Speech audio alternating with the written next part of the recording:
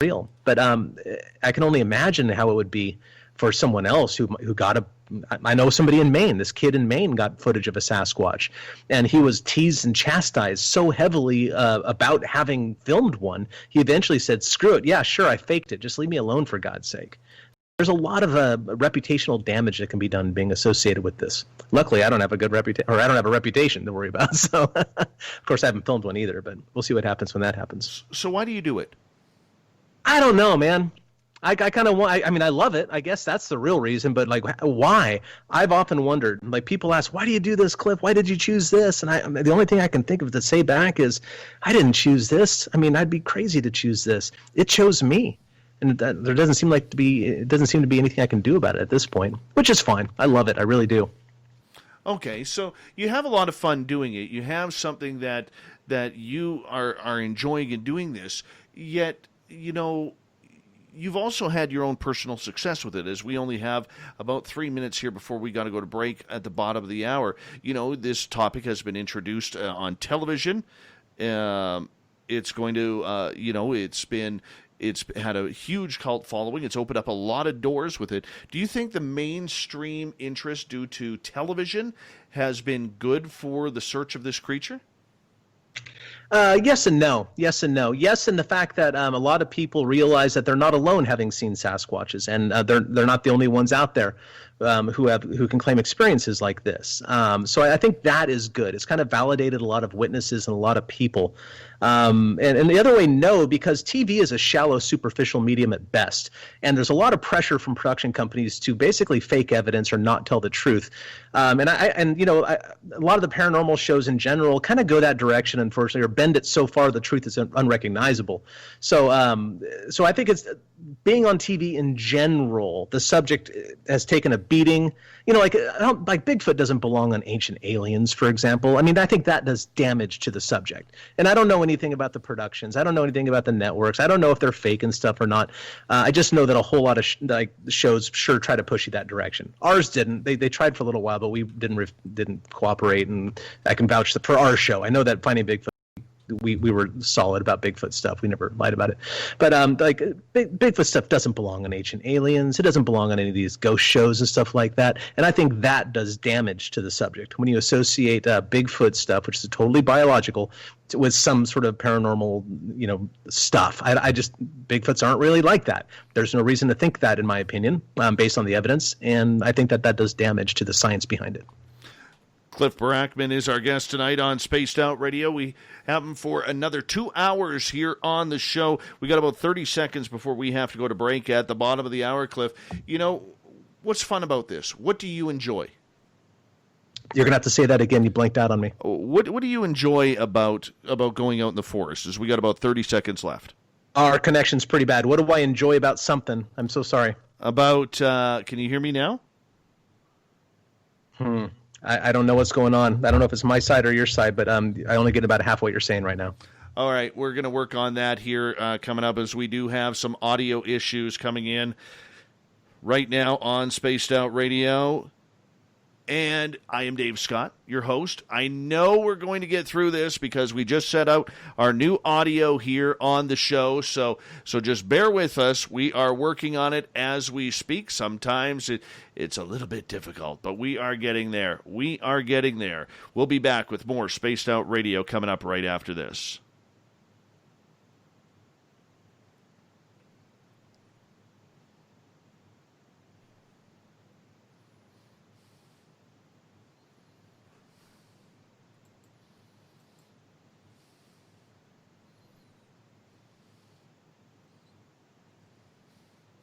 All right, Cliff, can you hear me okay? Yeah, I said, I heard you say, can you hear me? And then you kept talking and it went, roof, roof, roof. Right. All right, so let me just tune that down here. And you can hear me now okay? Yeah, you sound great, yeah. Okay, we're just trying to get through all of this audio stuff here. So, all right. Yeah, don't worry about it with me, man. You can have as many glitches as you want. I do a podcast with Bobo, and Bobo is the least technically proficient human I've ever met in my life. So every time we sign on, it's 20 minutes of troubleshooting the same thing we did last week. Oh, wow. Yeah, well, we just redid. Took 7 days. Give me 1 second here. That's great. New studio. Rad. Well, the studio is it's the same studio, but when we originally had the studio set up, we used a lot of the people I had do it, brilliant as they are. We probably asked too much of them, and we had a lot of equipment, a lot of gear that just was not conducive to what we needed. And so what we've done is we've simplified everything to make it run a little bit easier here, and so that's kind of where we are trying to go here, right? Sounds good to me. Right. So it's kind of where it is. Well, we'll get through it one way or the other. Absolutely. So I apologize you being the test subject tonight. I don't mind a bit. Right. Right. I know how things go, man. Like in my museum here, I'm actually broadcasting from the museum because my internet sucks at home. So we named our life-size Bigfoot model Murphy because of Murphy's Law.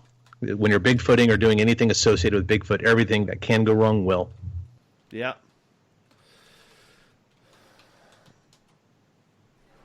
All right. So, okay, so that can stay up there. No, that can't. Okay, so this is an issue that we are going to have to figure out. Because, okay, so why are we...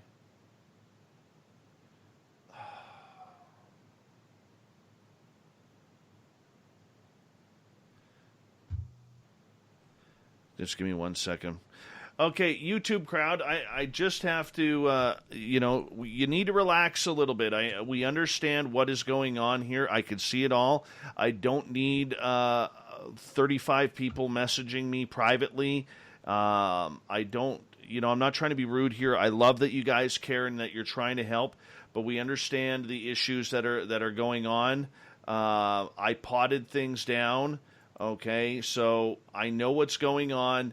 We're trying to figure out the audio. I just need a little bit of patience here over the next couple of days as we figure out this system, as we figure out everything. So just give me a little bit of a break here. There's going to be a couple of rough patches tonight, all right? And what confuses me is when I'm working on it and all of a sudden I get a plethora of messages from people all trying to say the same thing but saying it differently, and I'm on while Cliff is talking or while I'm talking, I'm trying to get a hold of Chuck and explain everything to Chuck. So Chuck is working in my system as well as we speak. So just give me a little bit of a break here, guys. Okay, this is really hard right now because we're trying to do what we need to do. We've already lost 20 minutes on one feed because of it, and there's a lot of stuff going on here, so please be patient, okay? Those who are supposed to message me during the show, you guys can continue, but just I need some R&R here, okay? Thank you.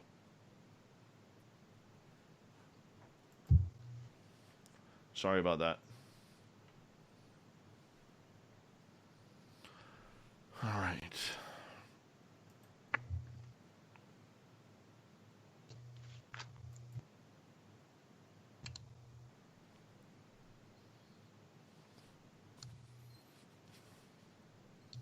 All right, Cliff, we got about 30 seconds, okay? Take your time, whatever you want. Thank you.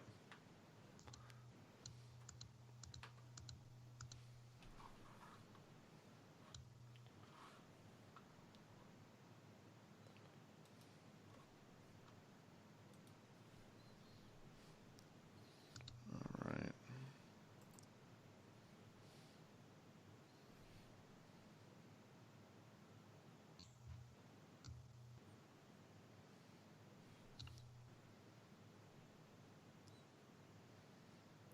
Here we go.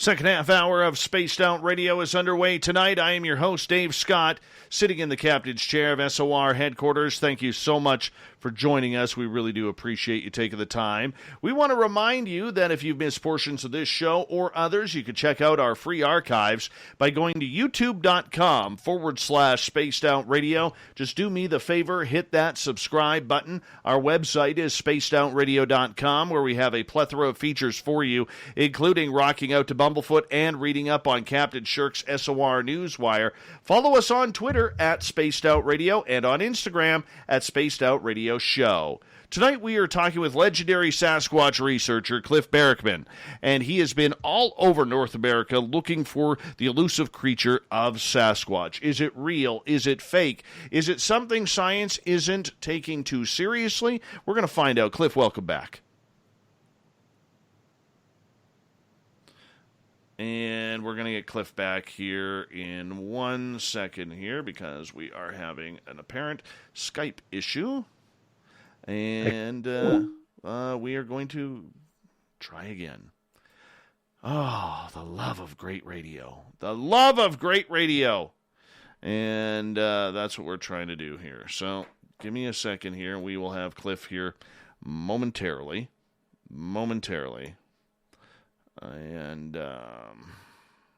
just got to write down a phone number here. Because sometimes this is what happens. Oh, the love of it. The love of it.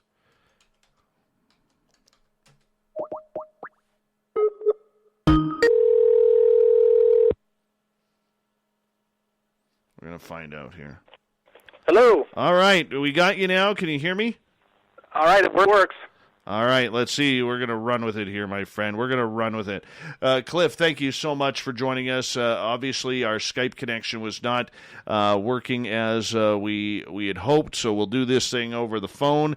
And just want to say a big thank you for you coming on the show tonight and making things happen here. We really do appreciate it. Cliff, why do you think this creature is out there? What leads you down that direction? What evidence do you have?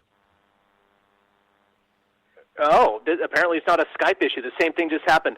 Did you ask me what I think this creature is? Yeah. Okay, thank you. What I think, it's what we call a relict hominoid. Okay, a relict is a biological term that means still existing even though they were much more widespread, like still existing in small pockets of the world. Like orangutans are like that because they're very, very rare. They live in a very, very small number of places on the planet in small little pockets, but they used to be much more widespread throughout Southeast Asia. Okay, a hominoid is a fancy pants word that means human-shaped thing. So a relict hominoid means, something that used to be more widespread, like a human ancestor of some sort, that is still living and persisting on to present day. Now, specifically what they are, most people go to the Gigantopithecus explanation, and they might be right. Gigantopithecus blacki was a very large ape. We know for sure it existed. It went extinct, or at least the mainstream science thinks it went extinct about 100,000 years ago.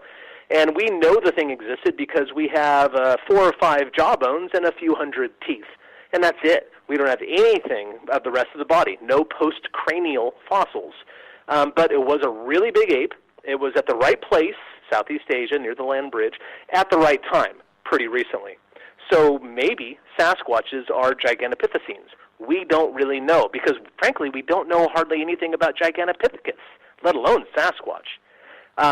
But, we know a little bit more now. We know that they were in the orangutan line. We know that from proteonic studies that just came out this past year. I think it was 2020, might be 2019. But I think there's another candidate that hasn't been looked at very closely. It was suggested as far back as early 1970s by a guy named Gordon Strassenberg. And I think that the candidate that needs to be more closely looked at is Paranthropus. Paranthropus is an Australopithecine. We all know what Australopithecines are. Perhaps you don't recognize the word, but we know the Lucy skeleton that was unearthed, I believe, in 1974. And Lucy was an Australopithecine, but Australopithecines have 2 main branches. a slender, more gracile form, which is what Lucy was, and that's also what we think later led to our more direct ancestors. And they also had a more robust form, very thick and stocky and very, that kind of thing, which are basically Sasquatches, but smaller. Imagine a Bigfoot that stood only 4 or 5 feet tall. That's basically what a Paranthropus was. And there's 4 or 5 different species of those things. Now, I think that Sasquatches are most likely a Paranthropus that radiated out of Africa and probably went into colder regions. And when animals live in colder regions, something called Bergmann's rule takes over. Bergmann's rule is a biological rule that states an animal that lives in colder climates tend to get bigger than the ones in warmer climates. That's the reason, for example, why black bears in British Columbia tend to be larger on average than black bears in, say, Southern California or Mexico. Bergmann's rule. It has to do with heat retention. But if an animal like a Paranthropus left the tropics of Africa and went into colder regions like the Himalayas and then further north into Siberia, they would eventually, over many generations, tend to grow larger for heat retention purposes. And, it's not really that far of a logical jump from 4 to 5 feet tall to 7 to 8 feet tall. And so I tend to think that these are probably some sort of Paranthropus. But, most people go to the Giganto thing. I'm just dissent on that because of our ignorance of Gigantopithecus. We don't really know what they were. So how can we say what Bigfoots were since we don't know very much about them either? Okay, so I understand you're a guy with a scientific background, and that's what you're kind of going down the road. There are a lot of people out there, though, who claim to have some sort of supernatural type of experience with this creature, seeing pixelation and then hearing roars, seeing some sort of what's the word I'm looking for? Something strange about this creature. Footprints that just seem to end in snow, and there's no way that I will ever believe, in my extremely minor way of thinking scientifically, that a creature can back up in its own prints and not make a double print. There's a lot of weirdness that surrounds this creature, and many in the scientific community refuse to go down that road. What is your thoughts on that? Well, that's because scientists have to be evidence-based, okay? And stories from people really are very weak evidence because you don't know the quality of the observer. You don't know how well they can communicate what they have observed. And I find a significant percentage of witnesses have trouble even differentiating between observations and interpretations. I very often, probably 3 out of 5 times in the museum here, when I hear a Bigfoot encounter, interpretations sneak into what they claim to have observed. They say it was the female came off the hillside. It was probably guarding a juvenile up on top, and it was curious about the camp, and it came and snuck around before going off because it didn't want to get caught. When in fact the only observation there is that they heard something walk in camp. Everything else there was in fact an interpretation. So scientists don't deal in interpretations at all. They deal in evidence, and evidence is scant in Bigfooting in general, and there's certainly no evidence for the more paranormal things. Now, paranormal people would say, well, that's because that kind of evidence can't be collected, and maybe they're right about that. But at the same time, it might just be faulty observation. And by the way, even though you did break up on me and I didn't hear the entire question, one of the things that did come through that I did hear was about these supposed track lines that go and end in a snowfield. Well, I happen to know a guy named Bob Strain. He's an excellent Bigfooter in California, and a good friend of mine. He had the opportunity to follow one of these trackways one time, and it did indeed go into a meadow, and then it seemed to have ended. But what he did is he got on his hands and knees and looked very, very closely. Turns out that the creature walked there in the middle of the meadow, turned around, and walked out in its own footprints. I disagree. I wouldn't believe that in a heartbeat. I have friends of mine who have been tracking animals in the forests of British Columbia for years, and there is no way that an animal can do that. I mean, it can walk out in its own footprints? Well, it can walk out on its own footprints. To be absolutely exact, Cliff. I mean, that's just weird. I mean, I don't see how that can happen at all without creating a double print. Well, then I guess what the next step would be is if you completely think that evidence is legit, is you need to come up with a hypothesis that is testable. Like, what is the explanation? Okay. Do these things evaporate in the thin air? Do they go through Right. portals? How does one test that hypothesis? That I don't know. Because, those things have been purported for decades through, in my opinion, sometimes less than reliable observers, of course, but sometimes good observers, too. I don't think that people are necessarily lying, don't get me wrong. But there is no reasonable explanation for it, and bears don't do it, people don't do it, and I've never encountered anything at all that would ever make me think that Sasquatches are paranormal, even though I've been around them a fair number of times. So I guess that's one of those things that I don't think I need to address until I'm face-to-face with it, really. Just like the glowing balls of light or them disappearing in the thin air or them going through portals. Like, why would I deal with a problem that I don't really even think exists, Okay, but science is also the theory of proving or the idea of proving or disproving theory. You cannot eliminate a theory on personal objection. Yeah, but if the evidence doesn't lead me there, why would I entertain it? I guess would be my question. Okay. No, and I understand this, and I think this is good discussion, and I hope I'm not cutting out on Skype here. You are not. No. I hear you loud and clear, and you're not going to offend me with anything you say, because no matter what it is, the truth can withstand the scrutiny. No, absolutely. And part of my job as a real journalist, not one of these self-titled ones in this field, is to ask questions. Because here the way I look at it, okay, I have an experience personally that doesn't add up, but that's irrelevant to today's conversation. It's not about me. It's not about me bringing Cliff Barackman on or somebody else on saying, you're wrong because I experienced this. And I'm sure you go through that BS all the time. And I feel sorry for people of your education and of your stature of having to do that and defend the scientific aspect of everything. But the one thing that I do notice in this field is people such as yourself and Dr. Jeff Meldrum, you have a lot of pull within the community because of your education, because of your background, because of your scientific experience. And there are a bunch of uneducated researchers out there who hop on the Barackman Meldrum bandwagon and are really investigating opinion rather than scientific method. This is where I have a real issue with people in this field because, I've talked to Jeff Meldrum on this show. I was able to explain my experiences personally to Dr. Bindernagel when he was alive, God rest his soul. Okay, so I understand with where you're going, but there are too many people out there who are not as educationally experienced as you guys to put a complete hypothesis and thesis together to either explain one way or another.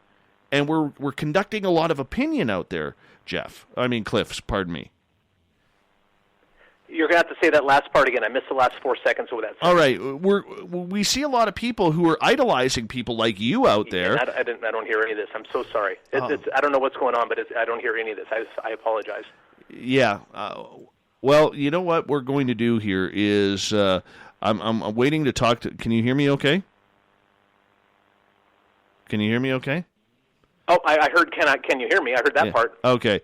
I'm gonna talk to my tech guy here. But now you're gone. Again, I'm so sorry. I'd love to get at what you're trying to say here, but I have no idea what it is. I'm so sorry. Yeah. No. Give me 1 second here.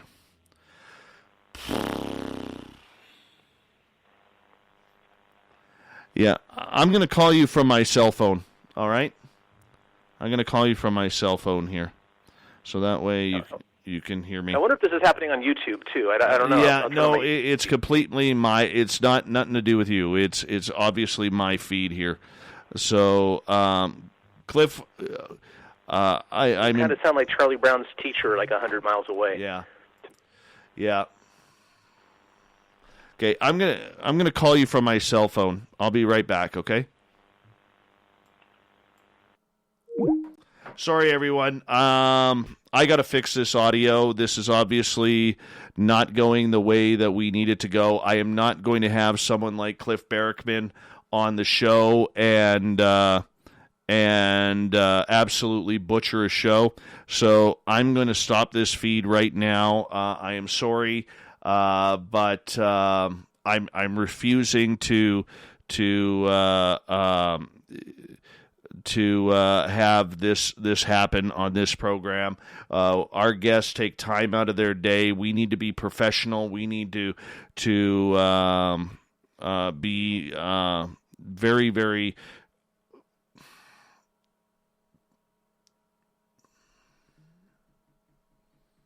I'm mad right now. I'm very mad right now, and yeah, I can't continue a show. And I hate to sound this, but we have to be better than this. And I'll try him one more time here.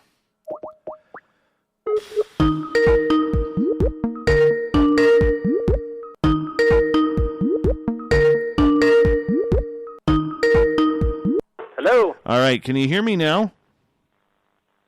Hello? Can you hear me now? I heard about half of that. All right, Cliff, I'm going to call you from my cell phone. So bear with me here, okay? Yeah, I don't hear. I hear. Okay, give me a few minutes, guys, because I can't. There's nothing I can do when a guest can't hear me. So bear with me.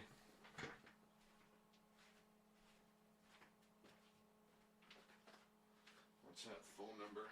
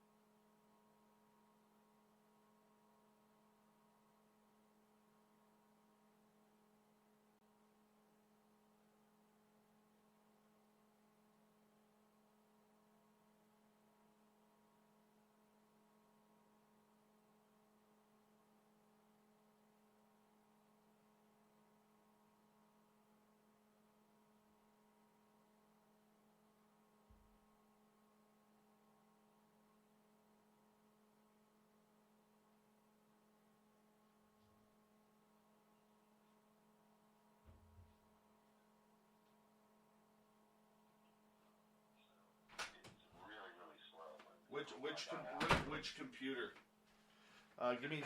Give me 2 seconds. Our YouTube audience, we're about 2 minutes behind on YouTube right now as well. So, well, there's nothing. If it's a delay like that, we can't do that. That's something that's going on with them. Unless there's a delay in the network. I don't know. I am a little concerned. Just let me say something to our YouTube crowd, because I mean, I've been in the chair now for 30 seconds and the video is still showing that I'm not in the studio. So are you? On the YouTube side? That's on. Looking at it now. Yeah. Well, that's a delay that I can't. That's a YouTube delay thing. Okay. So obviously we are having. Let me just grab this for a second. Let me just grab the mouse for a quick second here. It's funny, right now there is absolutely no delay on the Spreaker side. I don't know why. So it's not even going.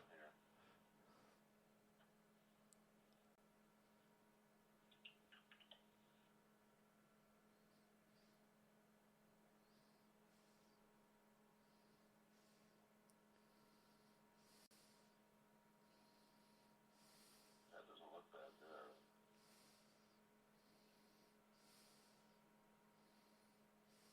That's okay on the download side. Let's see what the upload is. That's what I want to see.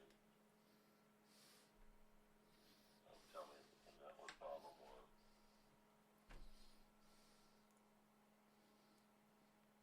It's okay. That's all right. Like, Things a little high. it's almost like we've frozen on YouTube, because my image on YouTube right now is an empty chair. I'm going to try and refresh this. Well, I mean, I see you on the screen. Well, yeah, but that's on. YouTube. Let me just refresh this. Hold on 1 second here. I'm just having to refresh this right now on my end here, because I'm okay. There I am. I don't know why. Is it current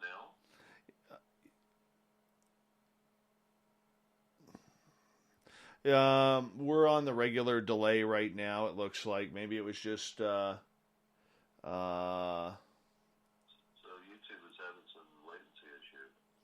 Yeah. So YouTube, just do me a favor and just bear with me here, for me and Chuck here for a quick second here, because we are just trying to figure everything out. I have Cliff standing by, so that way if we can quickly figure this out, we're going to get Cliff back on here. Part of my issue here too, Chuck, is if you look at the Spreaker, it's in real time. Okay. I can't see it here. What screen is that on? Can't see the screen. Do you want me to bring it down? No, I'm going to try to just jump to that monitor. Yeah, it's super huge to me. Here. It's unviewable to me. How's that? How's that? It's a little better. Let me see if I can't bring it down further, but it's it would be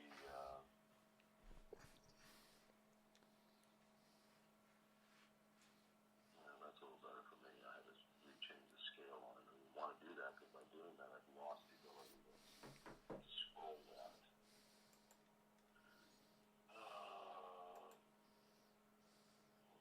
Such a one like this, it's on scale.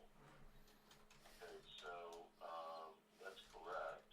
And I don't know why you don't have the right channel. It says in mono. So that looks fine.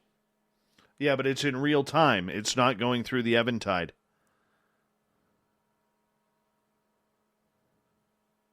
Okay, so let's find out what's going on here.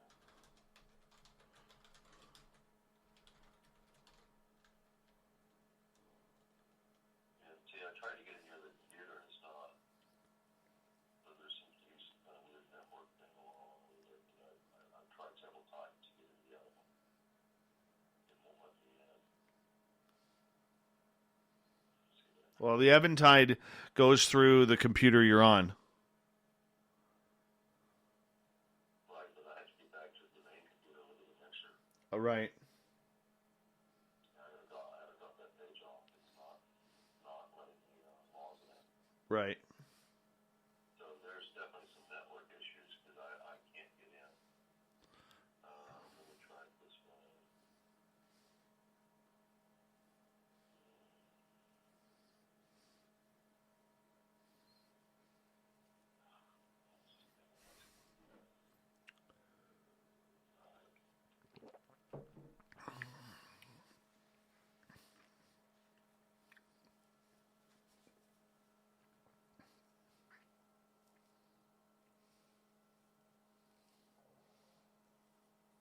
Yeah, even for me, there's a big latency delay.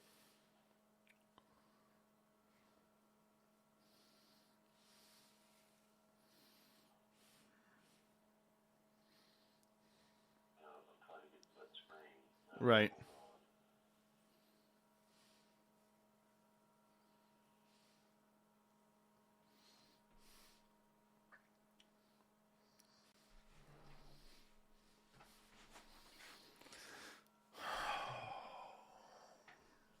So where is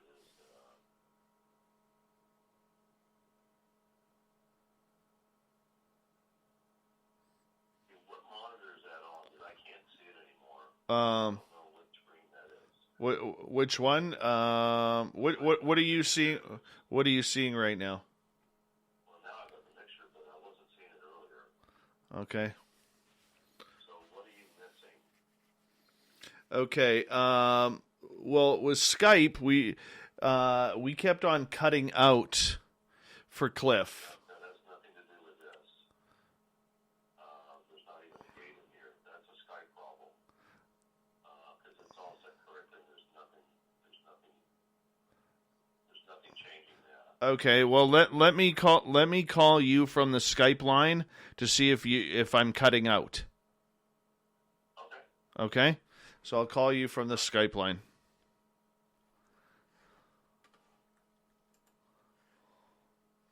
Bear with me, everyone. We are working on this, and thank you, Cliff, for answering questions in our chat room on YouTube right now. I really do appreciate that.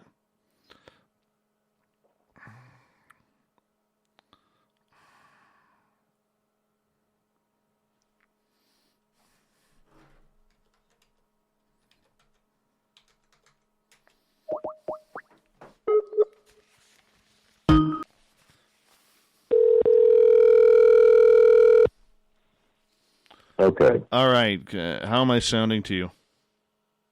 I hear you fine. Okay.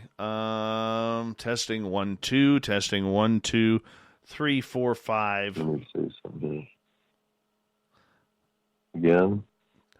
Testing 1 2. Hi, this is Dave Scott of Spaced Out Radio. Yeah, sounds fine here. Hmm. Yeah, I hear you fine. Weird. Oh, I hope that Yeah, was. it's totally fine. Now remember, the Skype problem could be on his end too. Yeah. It doesn't necessarily start or originate with you. That's where people get in trouble. They think it's on their end, and a lot of times, it's Right. 90% of the times, it's on the far end. And then you start messing with your end, and all of a sudden, you find yourself in a pickle because Yeah. you changed a bunch of settings that you didn't have to change because they had a problem on their end to start with. Yeah. So Okay. Well, that's I'll where try. you go round robin. I'll try Cliff Hey, you again. sound fine. You're loud. Hey, Yeah. you're nice and loud on this. Matter of fact, I brought you down just a little bit because I think it was almost, Okay. a little too loud. Okay. So I'm gonna do this. good level. I'm gonna do this for a quick second. Okay. Can you can hear the commercials? Chuck? No, I don't hear the commercials. How about now? There you go. I hear them now. Okay. I just want to see if I'm cutting out with the audio coming back here. Yeah, I hear the spot. Okay. Is it bleeding me out? Testing 1 Nope. 2 3 It's 4 5. low. It's saying it's a little too low. Pardon me? It's a little too low, but I hear you fine. Okay. All right. Yeah, so it's not overdriving. Okay. I'm going to call Cliff back. You got it. Thanks, bud.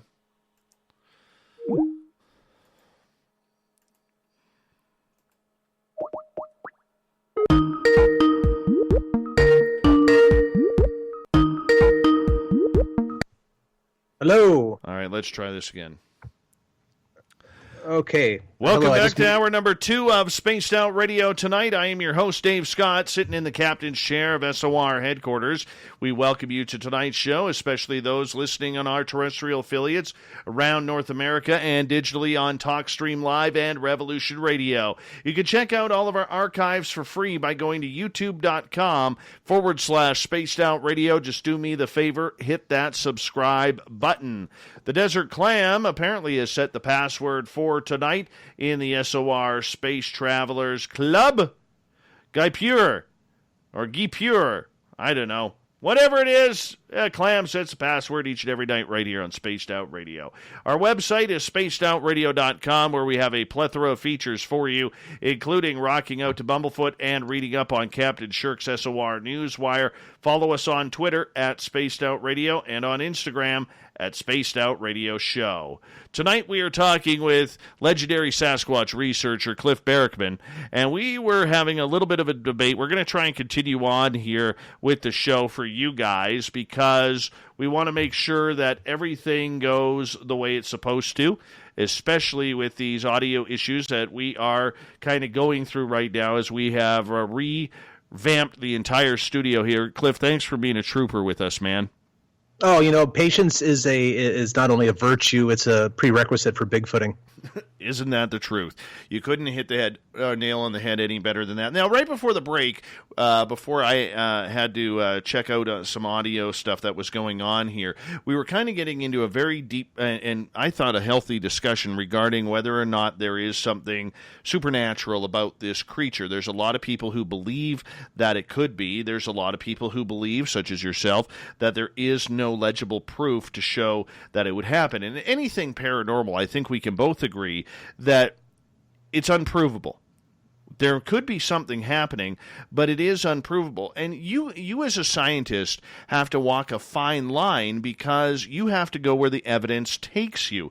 And I can totally respect that in regards to it. But the question that I was asking you right before you were struggling to hear me was in regards to, there's a lot of people out there who trust your word. They trust Dr. Jeff Meldrum. They trust other scientists who have worked in this field, and they have developed their own opinions and theories regarding this creature on the basis of your words. People like you have a lot of power in this field regarding the research. However, what I see as someone who sits on this side of the chair, I see a lot of people conducting opinion instead of science like you are. So how do you draw the line with people who are conducting opinion rather than conducting anything scientific? Well, a couple of things. Well, first of all, I really am not a scientist. I have no academic credentials really to speak of. I just have a lot of experience, and I am a left brain sort of thinker. I am scientifically minded. but I'm not an academic per se. I'm lucky to hang out with some academics, and they seem to trust me and like my company and value what I say. And I'm very, very honestly humbled by all that. But I'm not a scientist. I want to make that very, very clear. And on the other side of that, my degree is in music, of all things. I can play guitar. Well, basically, it is my gig, At the end of the day, and being a musician kind of gives me that the right brain sort of permission as well to be like a little, weird on the outside of things, like some musicians are. And I'm definitely an eccentric kind of weirdo at the end of the day. There are paranormal things in this universe. In fact, I'm going to go as far as to say that the universe is not only stranger than you think, it is stranger than you can think. But I just don't think Bigfoot is one of those strange things, because all of the stuff that I have personally observed, and that is from my own experiences in the woods, my visual sighting, the auditory stuff that I've gotten, the footprint tracks, and just the stuff that has crossed my desk. Never once have I been shown anything that would make me think Sasquatches are anything but a perfectly normal animal. People like Bobo, I was out with Bobo one time and we had Bigfoots around, and Bobo said that he saw some sort of blue light sort of thing in the woods. I didn't. I don't know what that was. I didn't see it. And I feel no obligation to explain it really. But I will say this. Bigfoot's I don't think fall into that category very easily. I think you have to kind of push it. But I also, as I said earlier, there's weird stuff going on in the universe, man. This weirder than we're able to think, because I think at the end of the day, we're a pretty primitive species. There's a lot going on behind the scenes that we're not privy to, so to speak. These people who say they have Bigfoots in their brain, for example, like their Bigfoots are talking to them and all that sort of stuff. I've spoken to more than my fair share of them, and I think some of them are lying. I think some of them are very, very sincere and are not lying. I don't really have a ready explanation for it, but I did start looking into some stuff because, after 2 or 3 people who you find credible say this sort of stuff, I kind of go, I don't know what that's about, because I've been around Bigfoots. They never talked to me. I don't know what's that. I wish they would, right? But they never have. So I started listening to these people, and sure enough, they kind of walk away with this message of this overarching sort of environmentally friendly, you're screwing up the planet, you got to work together, spread more love sort of message, right? And I noticed that was the same message that people who had near-death experiences were coming back with. And that's also the same message that people who think they're talking to God or angels or, aliens and all that sort of stuff, all of those sort of contactees are coming back with the same sort of friendly, hippie-ish kind of message, honestly. And I started wondering, well, if the message is the same, then perhaps the messenger is the same. Maybe we just don't know what's going on. So in one of my interviews with these people, I happened to be talking to this gentleman who thought he was talking to aliens. Coincidentally, he was reading the Whitley Strieber book, Communion, at the time.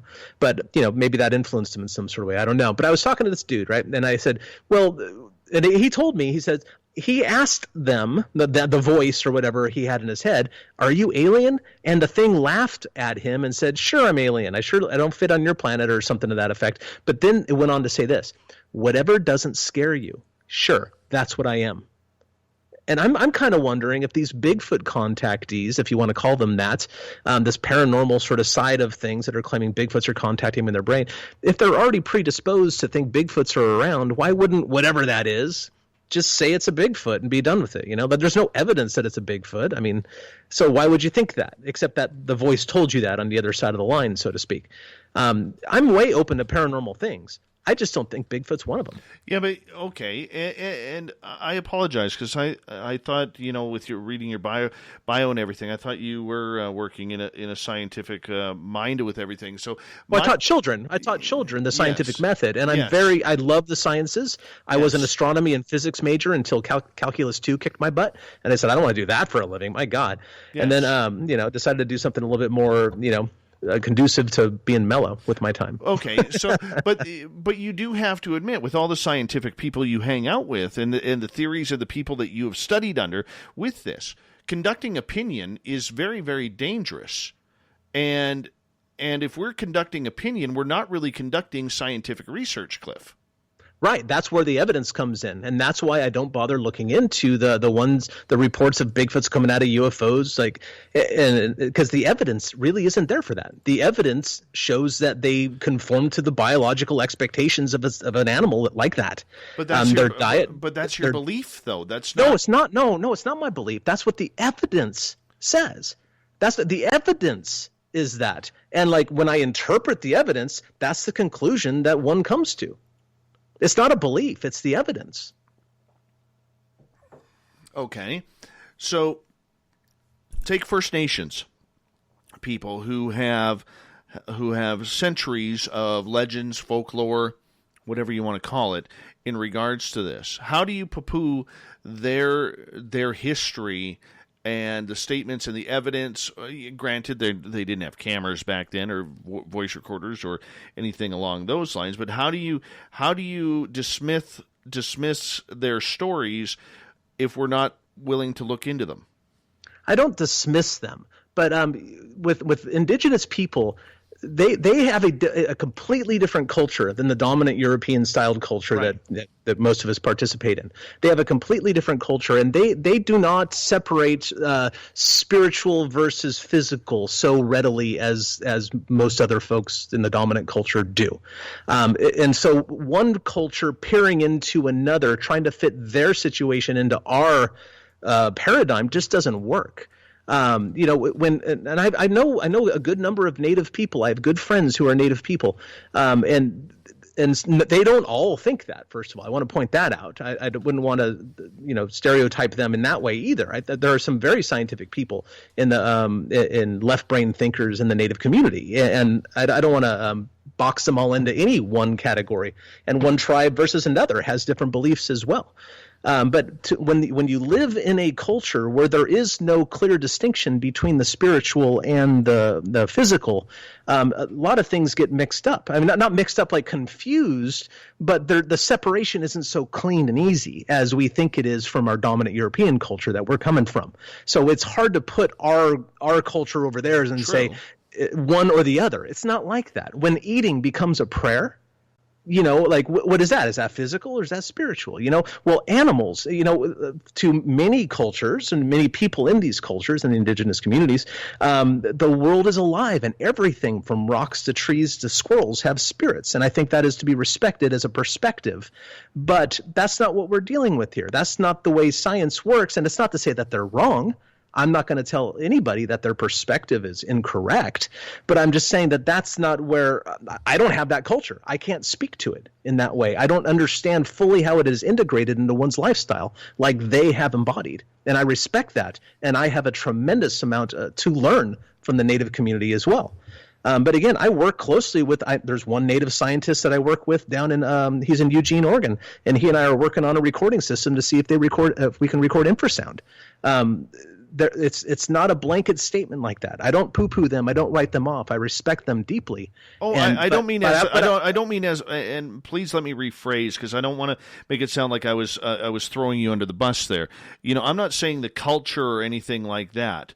Okay, and I want to be specific because there may be some people who think, well, Dave, you tried to pull a CNN there and set, or a Fox News and try and set somebody up there. I don't want you to. Oh, I was on Fox News. This is nothing. I got you. Don't worry about it. You know what I'm talking about, though. I want to make sure that there is that I ask that with all due respect to not only the culture, because it's not about insulting the culture. It's about questioning the belief system, because when it comes down to like you said, we have a Western European way of thinking. They have a more indigenous way of thinking, which is completely opposite, which I don't believe many of us can fully grasp or fully understand. It's hard to blend the two, because you can't dismiss their stories, but you can't prove the stories either. Well, yeah, but remember, in many of the indigenous stories, coyotes are talking to ravens and things like that. And are you going to say that, well, coyotes don't talk to ravens? Is that disrespectful to their cultures? No, it's because it's a totally different thing. Let me say it like this. I think perhaps a metaphor is in order, because sometimes I just speak better in metaphor. I'm an artist at heart, right? So to me, science is a wrench in a toolbox. Okay? And that wrench is really, really useful for things that have bolts on them. And biology is one of those things that has a lot of bolts, and you can tighten them and loosen them with that wrench. You can actually get down to nitty-gritty stuff and, in that sort of thing. But there's plenty of other things that the wrench is completely useless for. Things like emotions, love, cultures, oral tradition, etc. Those sort of things the wrench isn't well suited for. Maybe there's other wrenches that'll come closer, and I'm thinking of like the study of folklore, for example, or sociology or anthropology, the study of cultures in general. Like those kind of wrenches can maybe apply a little bit towards but it's not going to fix the sink. You know what I mean? To me, science is a tool that you can apply to questions you have and see what is true, because the truth can always withstand the scrutiny, no matter how hard you look at it. Falsehoods will fall apart and fade away, but truth will always be there, no matter how hard you look at it, no matter how you try to pull it apart and pick it apart. It's always still going to be there, and if you can get down to it, it'll withstand it. And to me, science is a method. It's not a guarded paradigm. It's not a paradigm at all. It's not a way of think. Well, it is a way of thinking in a tool sort of way, but it's not like I believe it and that settles it. It's not a dogma, I think is the right word maybe I'm looking for, but it is a tool that people can use to varying levels of proficiency to get at the truth. And part of that is the evidence that you collect along the way. And that's how I use science, and that's why I think scientifically. I'm an amateur scientist. And I think that's fair.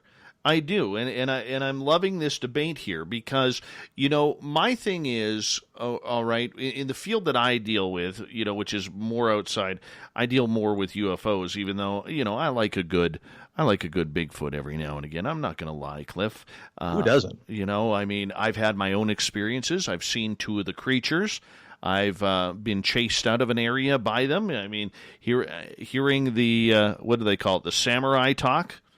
Oh, cool! I've never heard that. I'd like to. Yeah, we got pushed out of the forest, and it's funny because we were just back there in that same area on Sunday trying to make things happen. Damn things don't decide to not answer their tree knocks. You know, come on. I mean, we're giving some decent tree knocks here, man, and they don't even want to pick up the phone. It's rude of them. Rude. You know, but the point that I'm getting at is, you know, with the way that, you know, the scientific versus the supernatural community has really, really divided the way the investigations are going. And trust me, I'm much like you.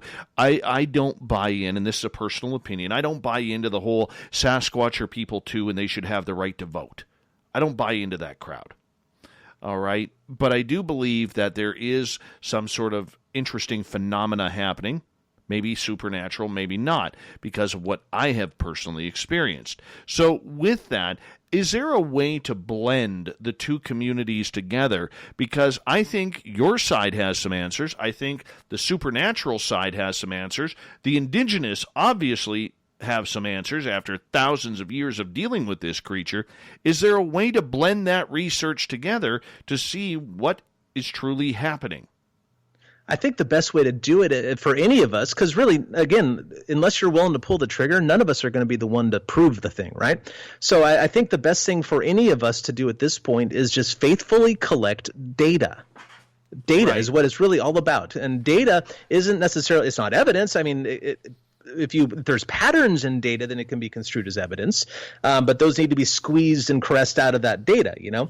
So I think that any of us who are interested in the subject, if you hear stories, don't just listen to them, write them down and write down things about it, date, location, what the person observed.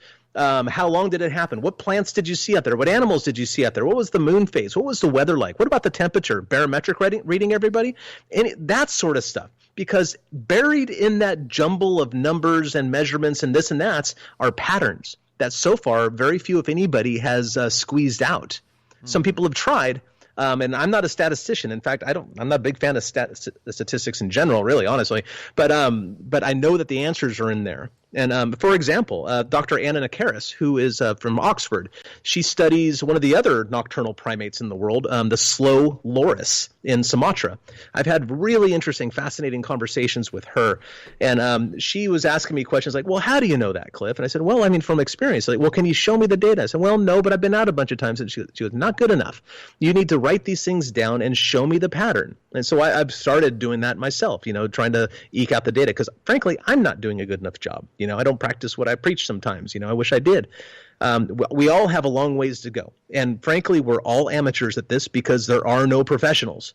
We're all just doing the best job we can to try to figure out what the heck is going on. And everybody is allowed to have their perspective on it as long as it holds up to the scrutiny. You know, if you can ask some hard questions and the answers don't seem to jive with what you think, then change what you think. You know, your mind is easy to change. We're so stubborn nowadays. I agree with you. But that's where I go back to my original question to you, Cliff, or a statement, pardon me, which is it is very, very difficult to listen to someone who is conducting opinion rather than any sort of scientific method. Because the minute you conduct that opinion, you are still conducting what you are trying to find, not what the evidence is telling you. And we have, whether it's on the supernatural side or the primate side, we have too much of that going on, and it causes a lot of internal strife and fighting. Oh, absolutely. And that's part of the reason I don't really participate in the Bigfoot community very much. Everybody's got an opinion, and, you know, I have mine, and I'm just trying to do what I can and enjoy myself while I got it, you know? Okay, so as we got about 3 minutes here before we have to go to break at the bottom of the hour, Cliff Barackman is our guest tonight. My next question to you is this. Okay, why haven't we found a body? If this is a primate, yeah. Okay, I've seen bear. I've been in the forest. I've seen bear skeletons. I've seen coyote skeletons. I've seen, all sorts of animal skeletons. No Bigfoot. Why? Yeah, I would suggest that you've seen bear skeletons that were shot. See, one doesn't really find naturally dead apex predators like bears and mountain lions and presumably Bigfoots and all that sort of stuff. You just don't really find naturally dead apex predators. Now, an apex predator is an animal that no other animal hunts and feeds upon, right? So the animals that are hunted, like deer and rabbits, they don't get to choose where they die. But it turns out that the hunting animals, bears and mountain lions, they actually get to choose where they die. They just don't know they're doing it at the time. They get sick one day and they squirrel themselves away somewhere because they don't feel well, just like we do, right? We put ourselves to bed. Now, they've hidden themselves away probably in the thickest brush they can. And one day, instead of getting better, they die. So they literally started out this whole thing by hiding their body. Now, within a few hours to a few days at most, scavengers start moving in, start dispersing the body parts here and there. An arm goes 200 yards that way, a leg disappears over the ridge, that kind of thing. So the meat is quickly eaten away. The body parts are dispersed to make it even harder to identify, even if you did run across one.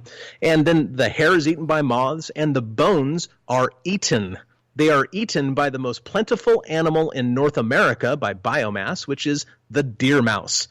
Deer mice eat bones. Wood rats eat bones. Porcupines eat bones. Coyotes and deer and elk eat bones. In my museum here, I have 2 photographs of elk eating other deer bones. Now, when you combine, so basically the forest recycles all this stuff pretty quick, man. And when you combine that fact with the fact that there are very, very few Sasquatches, you don't really expect to find remains of any sort. And, to the point, I just got done reading about a year ago now. I read a book called Shadows in the Forest. Is a book on black bears written by black bear biologists. And these guys were badasses. They went into, they studied bears 365 days a year. They had 360 or 80 bears in that study. They did it for 13 years. They would go into the dens, tag them, pull them out, and do all that sort of stuff, take samples, shove them back in. In that 13-year study of over 350 bears, they found one naturally dead bear. And it was in winter, in the den.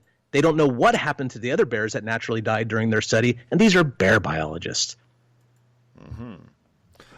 Okay, so as we only got about, let's just continue this conversation when we get back here, because looking at my clock, we got about 10 seconds, and by the time I ask a question, I'm going to have to say, hey, Cliff, hold on, we're going to commercial break, and then, you don't get to answer, and then I forget what the question was, and it just kind of goes into a real snafu right there. But Cliff Barackman is our guest tonight on Spaced Out Radio. We're going to continue with the Sasquatch talk. Are you on Team Primate or are you on Team Supernatural? Pick your sides right now on Spaced Out Radio. We'll be back.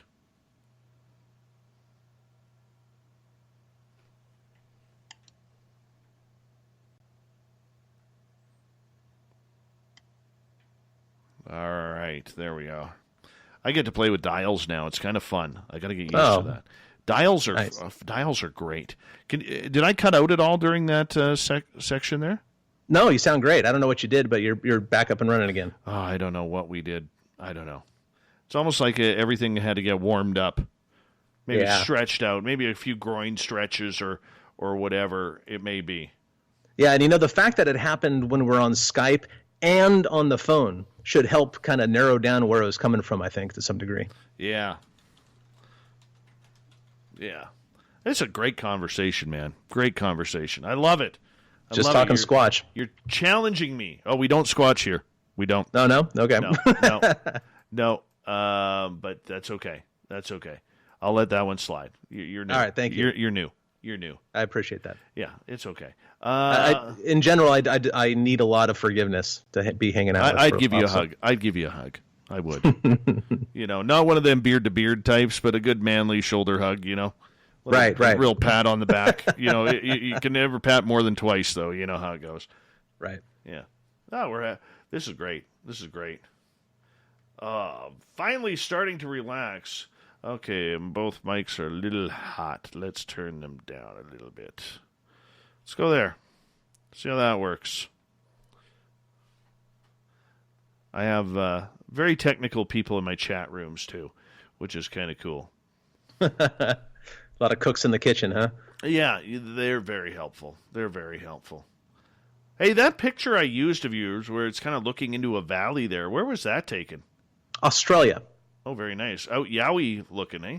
Yeah. We're looking for the Yowies at the Blue Mountains of Australia. Very cool. Very cool. Let's see here. We got about 4 minutes. Yeah. No hurry. One of these days I'm going to figure something out. Because a lot of the shows now, or radio stations that we're using now, they'll actually play this show. I'll have to edit the hell out of it later. But they'll actually play tonight's show tomorrow night, sort of thing. So, yeah. Is this radio as well, or just on YouTube? No, we're live on YouTube right now. We're live on a couple of digital networks, but we are on 5 or 6 terrestrial stations now. Oh gosh, good for you. Five, I believe, and so we're looking at adding a couple of more here, but we're really focusing on the YouTube side right now, and we're gonna be doing a big jump in our YouTube. Once old Davey here finds about 12 minutes to learn how to edit videos, then create some graphics and stuff like that, then we will start doing what we can to kind of push our YouTube channel a little bit more, because the way the mainstream media is going these days, especially through the whole COVID crisis, it's been very, very difficult to try and expand. So, well, it's made it difficult for everything, really. Right? Yes. Yeah. Yeah. I always thought the apocalypse would be a lot more fun than this, I'll tell you. Tell me about it. I need a good Vegas party, man. Like, I am jonesing for loud music in Vegas. With about 100 different people, and like we were planning earlier this year, right before the whole COVID thing hit. We were like, okay, April 2021, we're going to have a giant spaced out radio party. No guests, no conference or anything like that. Let's just get a bunch of listeners together and guests together and just party up in Vegas, and then this shit happens. Yeah. Right. Yeah, it's been crazy. You guys having fires up there right now? Actually, we lucked out. My area, I had the only smoke I've had was in the last week and a half from the U.S. Okay. South of me, in the Okanagan, they got hit with a major forest fire, but that was quickly dealt with. My sister was evacuated for that one. But 2017, 2018 were bad here. But the last 2 years we've been pretty fortunate. We had a lot of rain this year. We had a huge snowfall and a lot of rain, and hopefully we can get another huge snowfall this year. And so that way it keeps that moisture in the ground, and next year we can have hopefully a little bit warmer of a summer.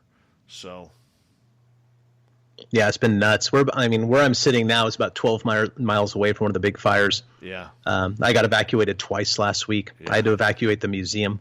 Right. And it's like scary. It is. I was going through the museum like, I got to let that burn. No, this is irreplaceable. I'll take this. Hold on, my friend. Here we go. We'll talk about that coming back.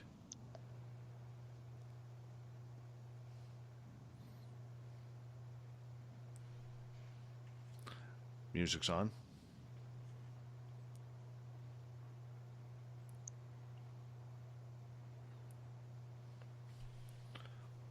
We pass the halfway point of Spaced Out Radio tonight. I am your host, Dave Scott, sitting in the captain's chair of SOR headquarters. Thank you so much for taking the time to join us tonight. We want to remind you that if you miss portions of this show or others, check out our free archives by going to youtube.com/Spaced Out Radio. Just do me the favor, hit that subscribe button. Our website is spacedoutradio.com, where we have a plethora of features for you, including rocking out to Bumblefoot and reading up on Captain Shirk's SOR Newswire. Follow us on Twitter at Spaced Out Radio and on Instagram at Spaced Out Radio Show.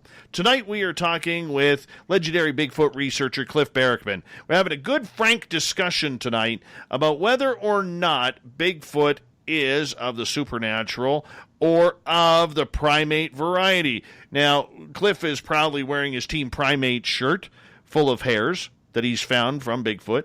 I'm wearing Team Supernatural tonight because that's the way I roll. I love the woo. And somewhere in between, there's an answer. And Cliff, I want to say thank you so much for being an awesome sport and an awesome person on this show. I really do appreciate you taking the time to join us tonight. Oh, it's my pleasure. I always love talking about Bigfoot, and I love all sorts of questions. Just because I don't agree with something doesn't mean I'm not willing to entertain the possibility and then examine it closely. I love it, man. I love it. And thank you so much for being really cool, honestly. And you got a fantastic beard. We like to rate good beards around here, my friend, and you got a good one. So keep that beard going. Thank you. I grew it myself. Me too. I didn't grow yours. I grew mine. Anyhow, let's move on here. One of the big things that a lot of outdoors people use is trail cams. Okay? And people have tried to set up, whether it's gifting sites or some sort of offerings for this creature or just put them in the wilderness, and we see strange things happen that shouldn't happen on a trail cam. What is your best understanding of what is happening on these trail cams, Cliff? Well, I have actually a number of pretty decent photographs of Sasquatches from trail cams. I think it's pretty interesting that everybody says, well, how come there are no pictures? Well, just because you're not aware of them doesn't mean they're not there, right? And I'm not talking about you. I own a Bigfoot museum, and people ask me these questions literally probably every day when we're busy or whatever. But there are trail cam pictures of Sasquatches, and none of them are really good. There's a couple of very good ones, actually. In fact, one particular photograph from western Oklahoma, we invited the woman who got it to be on the show Finding Bigfoot. And we said, hey, this is a great picture. Would you like to be on the show with us? She goes, no, I don't really want the attention. I don't want the community to know and stuff like that. And she got it on her hunting property, a few miles from where she lives. She lives in a single wide trailer with her daughter, single mom, that sort of thing. And so, and she goes, the producer said, well, this is a really good picture. How about if we'll give you more money for licensing the picture, and we'll blur your face and change your voice. No one will ever know it's you. And she goes, no. I don't want to be involved in this. All I want is to be able to hunt my property and not be afraid. And you can't give me that. And so the producers, well, all right, that's the way it goes. And this picture was taken in November of 2012. And nobody beyond me, the investigator that asked me to analyze it, and with the permission of the photograph owner, and the photographer herself, has seen this, has possession of this picture. I've shown it to various people on my phone, but I will never give it out because witnesses are more important than evidence. You need to respect them. So there are excellent photographs out there, but for their own personal reasons, the people choose not to share it. And if I would challenge people who say, well, that just means it's a hoax. Well, really? Hoaxers, to me, from my experience, and I've dealt with a fair number of them, always want attention, and they want or they want money. They're the ones yelling from the mountaintop, look at my picture, look at my picture. And this woman does not fit that bill very, very easily. So I don't know, but there are game camera pictures of Sasquatches. Why there aren't more? I think that has something to do with how they're deployed, and also the fact that people aren't. Well, frankly, I think trail cameras make a lot of noise. Honestly, it's my hypothesis that Sasquatches are hearing them because other animals are detecting them, oftentimes through scent. Why not hearing? A guy named, he probably doesn't want his name out there, but this guy I know, he's an engineer out in Wisconsin. He actually started listening to game cameras in the ultrasonic frequencies, the frequencies that are too high for people to hear. And sure enough, they all kind of scream. Some of the higher level ones, the more expensive ones, like the Reconyx Hyperfires, they make much less noise. But they all make like this electronic whining whir noise, which might go a long ways towards explaining that scientific paper that was published about 7 years ago about how alpha male coyotes in the coyote packs not only apparently detect game cameras, but they actively avoid them. And that's a coyote, man. I know coyotes are smart and stuff, but they don't hold a candle to primates. So if they can do that, I wonder what Bigfoots can do. Well, I mean, that's the fact that, you said something very interesting earlier, too, that you don't believe there is a large population of these. And I remember when I had Dr. Jeff Meldrum on the show, probably 8-9 months ago, he stated that he's actually been able to, through the footprints, been able to watch almost like a family pack of these, including a small Sasquatch, a childlike Sasquatch, grow into a bigger animal due to the lines on the foot. So when you are investigating this, do you think there is a lot of creatures here in North America? Do you think there's separate species of them out there? I don't think there are very many of them in general, and I used to think there were a lot more. When I was out there having experiences and, Bigfooting around and stuff, I thought there were a lot more. I was probably misidentifying some of the stuff I heard, certainly. But it was really the footprint evidence that kind of made me rein in my estimate a little bit, because there are several locations throughout the country, the Olympic Peninsula, the Blue Mountains of Oregon, Kentucky right now, in Northern California, where we have a number of footprints that seem to depict the same individual. So we can kind of track where that individual goes during a certain time of the year and that sort of thing. So like the Blue Mountain evidence, for example, compiled by Paul Freeman and Wes Summerlin and Dar Addington and Bill Lowry and those guys. There's probably about 60 footprint casts, maybe 80. And in my best guess, that represents about 5 or 6 individuals. So that kind of like maybe kind of downgrade my estimate of the population. Then they would have to be pretty rare. Otherwise, people would be seeing them more. So I tend to think that people are seeing the same ones that kind of live at the place where humans and Sasquatches might most likely coincide at the same time. There are probably plenty of Sasquatches, especially in Canada, that have never been absorbed by any human. But the ones in my neighborhood, like the ones at a Bull Run watershed over here, where I live, I imagine people are seeing the same ones when they do see one. So, okay, so do you think there's more on the West Coast rather than the East Coast because the trees are bigger, there's more nature, there's more fauna, potentially more food, considering the population? Yeah, I think. Yeah, it's a habitat thing. Wherever there's enough food, water, and cover, I think that there would be like a saturation point of how many Bigfoots can live there. And where you'd have more of the habitat, you'd certainly have more of the Sasquatches. But there are plenty of them in Kentucky and Tennessee and places like that as well. But I think there's probably more in British Columbia than any other one place. But then again, British Columbia is so big, so that just makes sense. Yeah, but that's the thing. Like, when you look at it, I mean, what are the chances of somebody actually seeing one? Because the majority of people out there, maybe even yourself, Cliff, they're not looking for it. It just happens. Yeah, the chances are very low. I mean, astronomical, really. But, astronomical things do happen. I mean, that lady in the 1950s was actually hit by a meteorite, for example.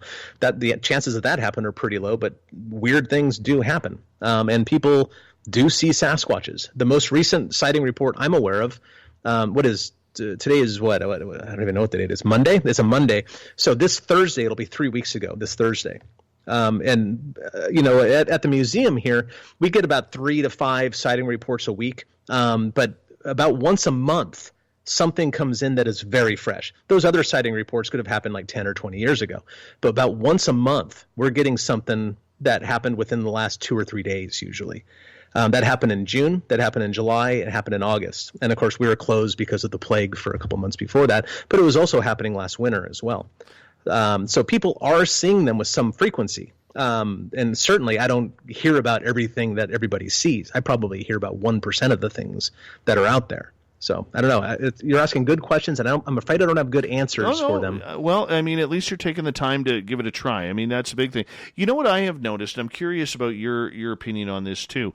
I don't know what it's like in the United States, but up here in Canada, there has been record sales over the last 4 or 5 months in truck sales, in RV sales. People going out in the wilderness, because a lot of Canadians like to travel around the world and into the United States for holidays. We haven't been able to do that with the borders being closed.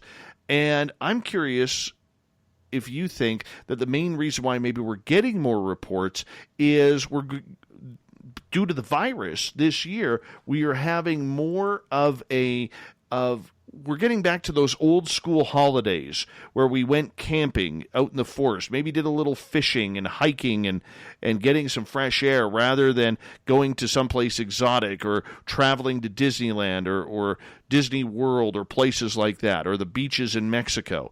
This is where I'm thinking, do you think our sightings have increased because of that? I'm not so sure they've increased, honestly, because it seems to be about the same as last year at this point. Again, about once a month, something real fresh comes to me. But certainly with more people camping and staying close to home, as you were mentioning, I'm hoping that it will yield more sightings. I was also hoping these wildfires, and I was talking to you during the break that the closest wildfire to where I'm sitting at this very moment is about 12 miles away. I was hoping that the wildfires might push around the wildlife a bit and we might see or have a little uptick in sightings, but that hasn't been proven to be true so far. So I don't know. I'm just kind of sitting around and waiting to see what comes to me at this point. Do you think, sorry, please.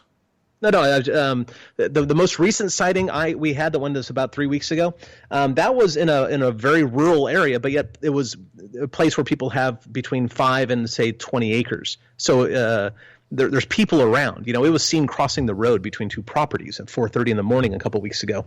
The one that was in July, on July 18th, 2020, was up on Zigzag Mountain. Some guy who is training his horse for long distance races. He rides an electric bicycle, and his wife rides a horse, and they saw one out there in July, and that's about, I don't know, about 15 miles from where I'm sitting right now, the other direction. But these people are out there anyway. The one in June was a lady driving. So again, to have a sighting report is kind of interesting. You have to have, it's so obvious too, but a lot of people don't consider it.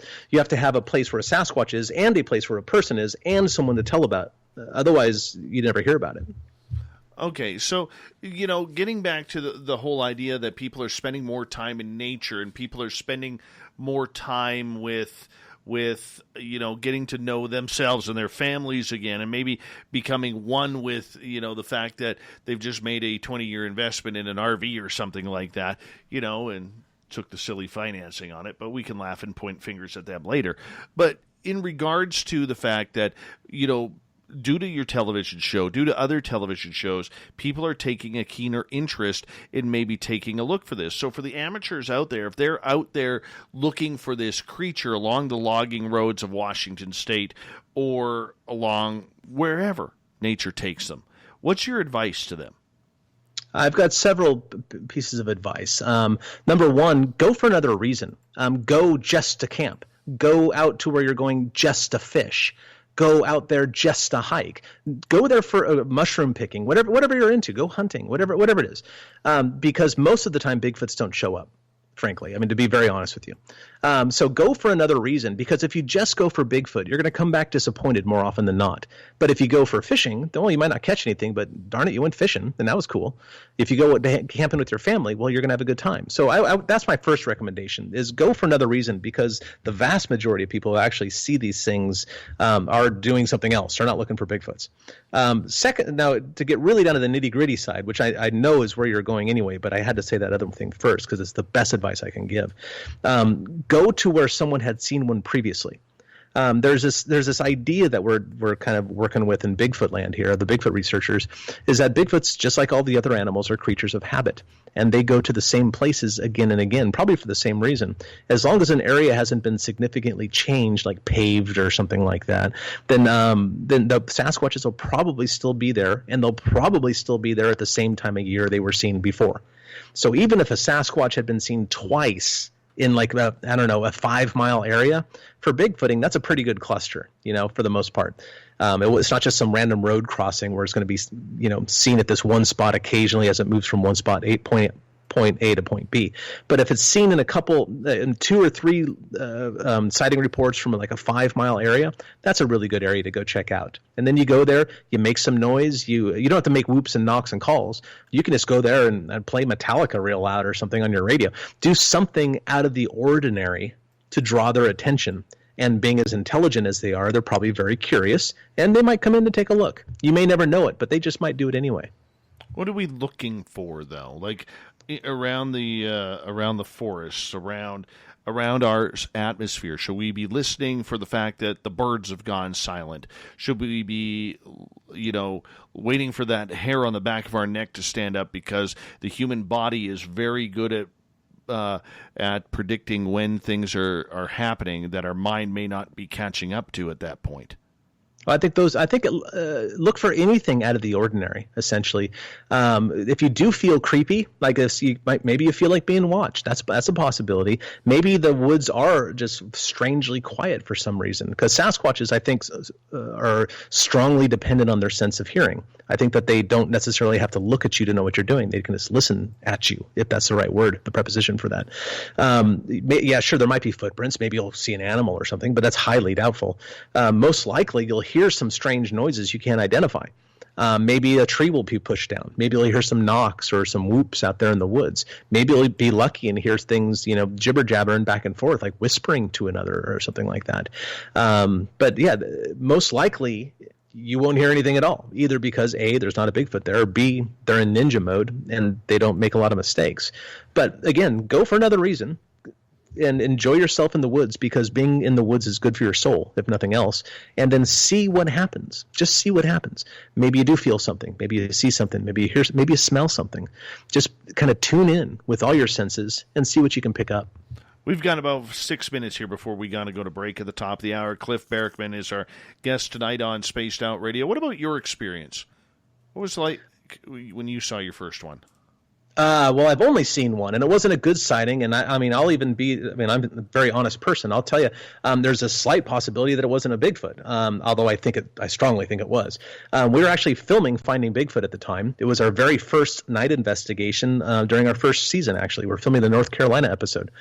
And we were on break, and at that time we were kind of butting heads with the production company, because as I mentioned earlier, sometimes production companies, try to push you into being less than truthful. We weren't having it because we're Bigfooters, true and true. And once the show went away, we're still Bigfooting. It's what we do. We're not going to sacrifice our reputation for some show, basically. And actually, in the long run, we made a far better show because of it. I want to add, Animal Planet stepped in, and they stopped pressuring us and just let us do what we do. And I think we made a pretty good show. But anyway, we're butting heads because they weren't getting what they needed for exciting, compelling television from us, and we weren't being allowed to do Bigfoot stuff because of the handcuffs that television essentially is when you're out there in the dark. We were on break. The cast members were kind of milling about, kind of lamenting our situation, and the producers were probably talking like, what are we going to do if these jerks are not cooperating, over huddling on this meeting. And Moneymaker sees something on the hill, and in the very beginning of the show where he goes, there's something on the hill, he's talking about the thing that I saw, right? And he was looking at a human-shaped figure through a thermal imager that was standing about 70 yards up on the hill. And Matt thought it was a person spying on us, But first of all, it was 2 o'clock in the morning. We were 2 miles off trail at a place no one knew we were going to be, with a long history of both visual observations of Sasquatches and other things like rock throwings and whoops and other audio sort of clues that they were there. And this thing was standing on the opposing hillside, like I said, about 70 yards away in the dark, just staring at us, basically. And Matt's yelling. Matt, he goes, Cliff, is that you? I said, no, Matt, I don't know what you're talking about, man. Just leave me alone. Bobo, is that you? Renee said, no, Matt, we're all here, man. Relax. And he goes, there's somebody up there. And then the thing starts walking. And I haven't even seen this yet, by the way. But the thing starts walking, and Matt yells, identify yourself, And the thing stops, just dead in its tracks on one leg, just standing there in mid-stride for 5 or 8 seconds or something like that. And Matt goes, oh, you seem to, he yells at it or something. It starts walking again, and that's when I turn my thermal imager over on it. Now, thermal imagers don't see light. They see heat. So any animal, like a mammal, kind of glows against the background, because we're radiating heat. What I saw was a human-shaped figure. Okay, so Sasquatch or human. That's it. That's the only options. But it was one color, head to toe. Okay, and mind you, this was February in the mountains of North Carolina. We all had our big puffy jackets on and stuff. So this thing being one color head to toe is significant, because wearing clothing like puffy jackets, it keeps your heat in. And so you'd be able to see a differentiation between the top and the bottoms, because where heat is escaping your clothing, you would be a different color than you were like where heat was being kept in by your jacket or your hat or whatever. Like that's where your ski pants or whatever you're wearing, right? But this was one color head to toe, meaning to me that heat was radiating uniformly out, so probably wasn't wearing clothing. It also walked in a very peculiar manner. From the waist up, it appeared like you know how like you get in the shallow end of a swimming pool, and when you're walking, you kind of use your hands to scoop out in front of you like you're swimming along? Yes. That's what this thing's arms were doing, in a strange sort of scoopy motion. And the legs were also moving in a very peculiar manner, not like Patty from the Patterson-Gimlin film, but almost like it was riding a bike, like this weird circular sort of way it was moving. I've never seen anything like it, and I still haven't. But that's the way this thing was moving, and it was navigating the wooded hillside without a light at a pretty good clip. Now, Matt, being convinced this was somebody spying on us, he took off after it. He was going to go do, I don't know what he was going to do, but he was going after it. And whatever this was, I watched it for about 8 or 9 seconds, maybe 7 or 8 seconds, maybe. And it just zip, zip, zip through the woods without a light, no problem. Matt had a night vision in one eye and a thermal in the other, and he was stumbling and doing his best to stay afoot and going after this thing. But whatever it was quickly outpaced Matt and just quickly and silently went over the hill. Now, Matt never saw it again. I tried to flank it. I never saw it again. And then we all got back, and then we yelled at Matt. You can see that on the episode itself.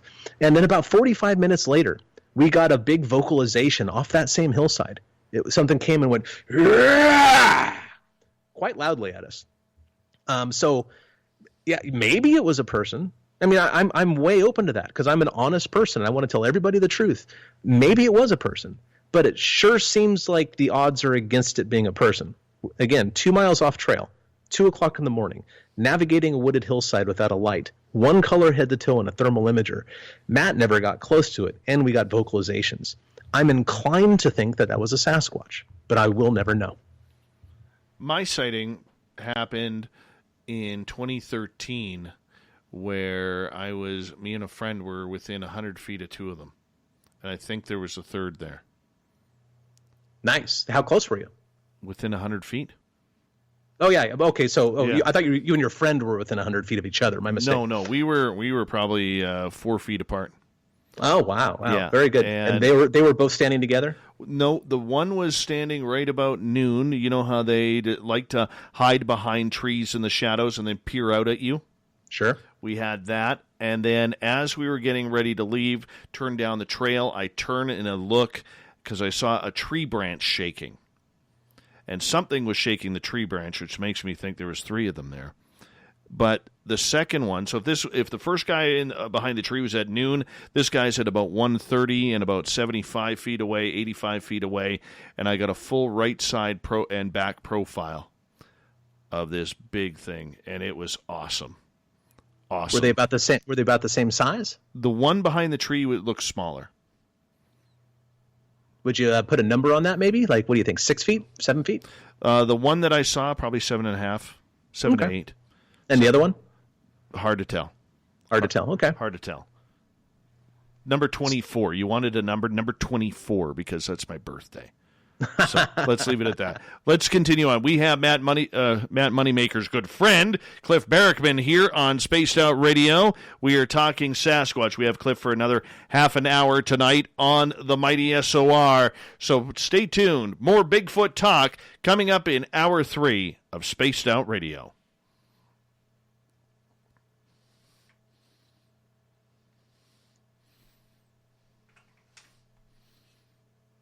One sec, Cliff. I always got to wait for the music to end. No problem. Yeah, now we're at commercial here. It's kind of fun playing with the dials. Yay. It's like an analog synth versus a digital one. Back when I started in my radio career, we actually used the pots. So these big dials that were probably like, 2 inches in diameter, and, you'd twist them, and, you'd have like 7 of them in front of you, and, everything from bass to treble to, volume, and it was crazy back then. Crazy. I love a good knob, yeah. Yeah. Yeah, I do. I'm a musician, right? So I have a Pro Tools system on my computer, and I just don't like the digital version of doing things. I want something in my hand I can manipulate like that, and it's I just don't like the pushing a button until the number goes to 7 or something. It just doesn't do it for me. Yeah. Yes, we do know that YouTube does not have commercials. Ron. I just got to figure out the whole edit. I can edit audio. I love editing audio. The stuff you can do with it. I'm not the best at it, but I have a lot of fun with it. Mm-hmm.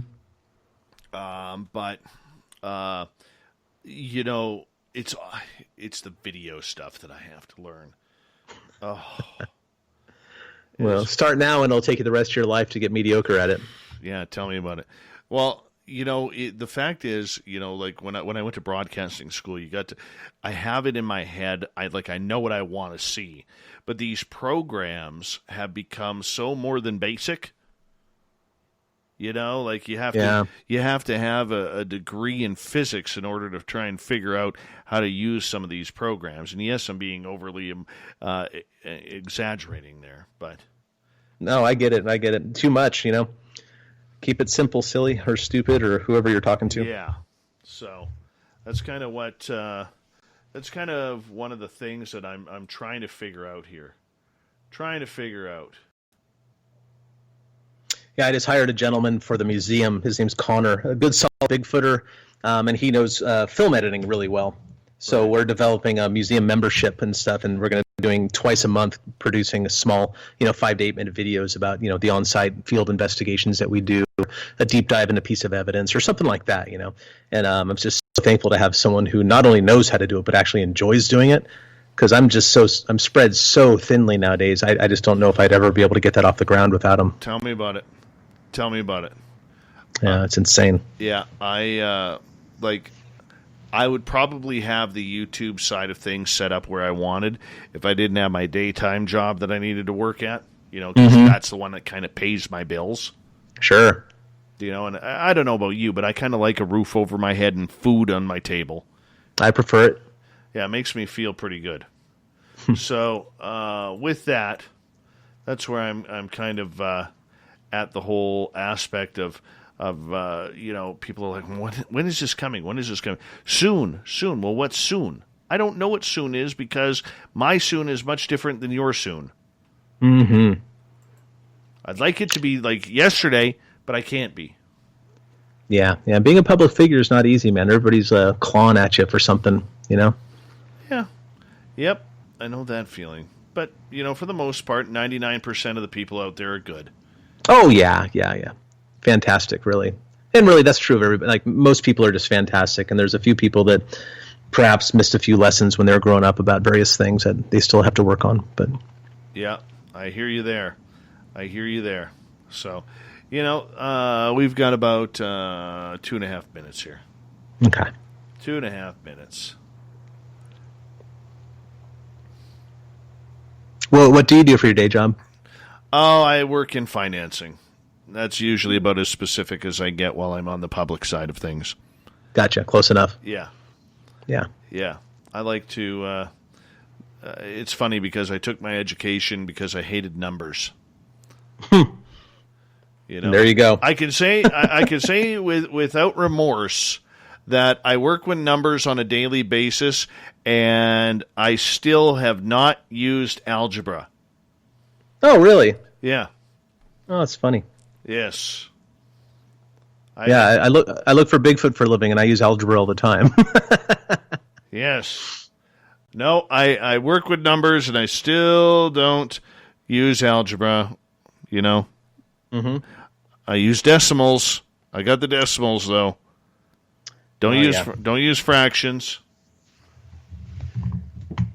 Yeah, most of my stuff's ratios and all that jazz, but like when I get a photograph of a Sasquatch or something, and I get a comparison photograph, just by counting some pixels and doing some simple ratios and algebra, you can find out how big the thing is, but within a reasonable margin of error, so that's the kind of stuff I use it for. All right, my friend, we got about 1 minute. Copy.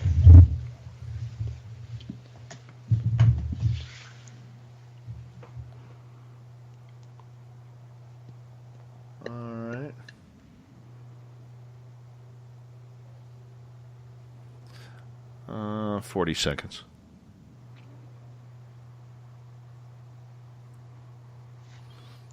Can even pot that up a little bit so people can hear. Look at that. Look at that. All right, final commercial.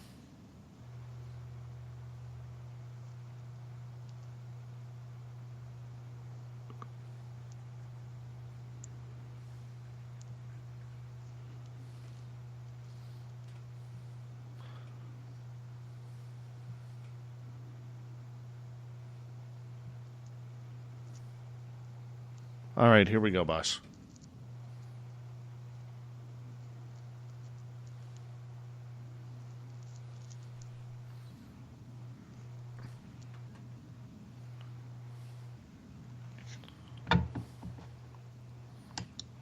Third and final hour of Spaced Out Radio is underway tonight. I am your host, Dave Scott.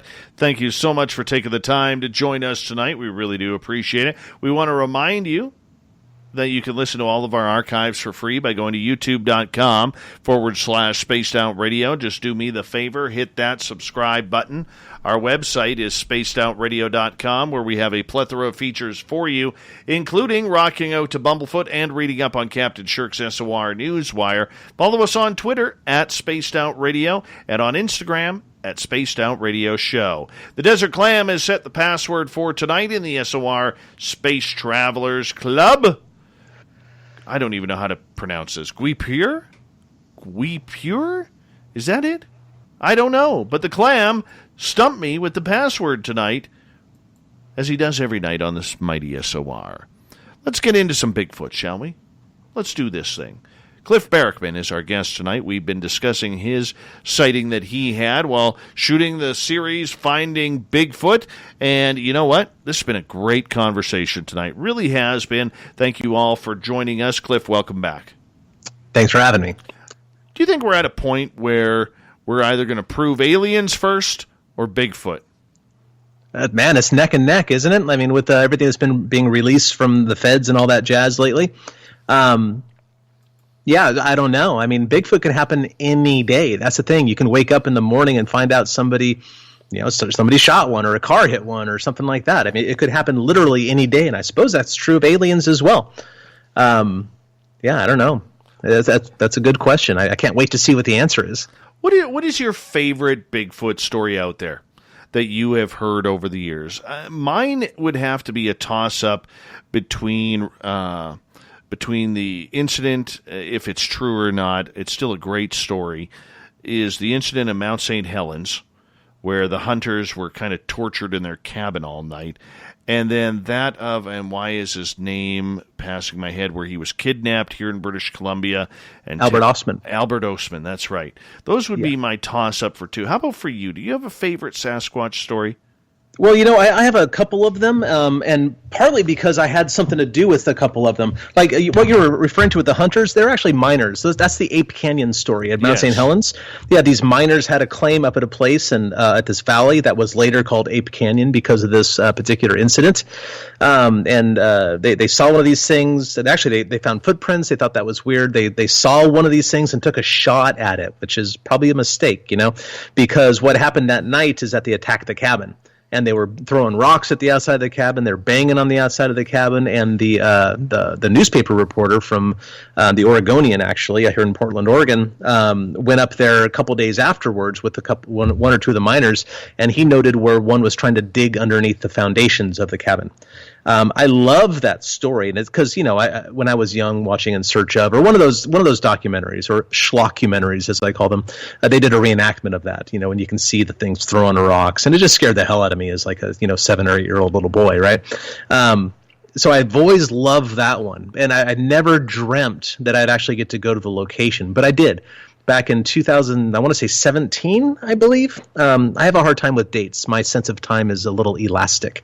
But a real good friend of mine, a guy named Mark Marcel, who lives out in Washington, he owns the West Point Aquarium, actually. He, for some reason, isn't even a Bigfooter, but he, for some reason, became interested in the story, and over the next, I think, 8 or 10 years, tracked down the location of the cabin, which had been lost to time. No one seemed to know where it was. And with the eruption and everything in 1980 at Mount St. Helens, we just assumed that it was lost. But Mark actually went out and he found it. The cabin it was raised, of course, but it was behind Pumice Butte, which is a landmark on Mount St. Helens, and Pumice Butte deflected the lava flow around it. Like it kind of washed up on Pumice Butte, then went around the sides, and therefore spared the cabin. And the cabin itself was knocked down, but the foundations were still there, and they're buried under about a foot of ash and dust and whatnot. And Mark is a professional surveyor. So actually, he went out with a metal detector, and he was nosing around. And he started finding telltale signs of mining, like baling wire and some broken saws and that sort of stuff, a spoon at one point.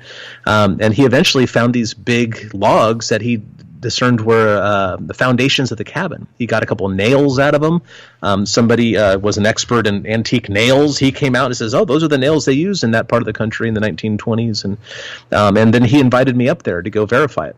And so I actually got to dig out with my own hands, just around some of the foundational logs of the cabin.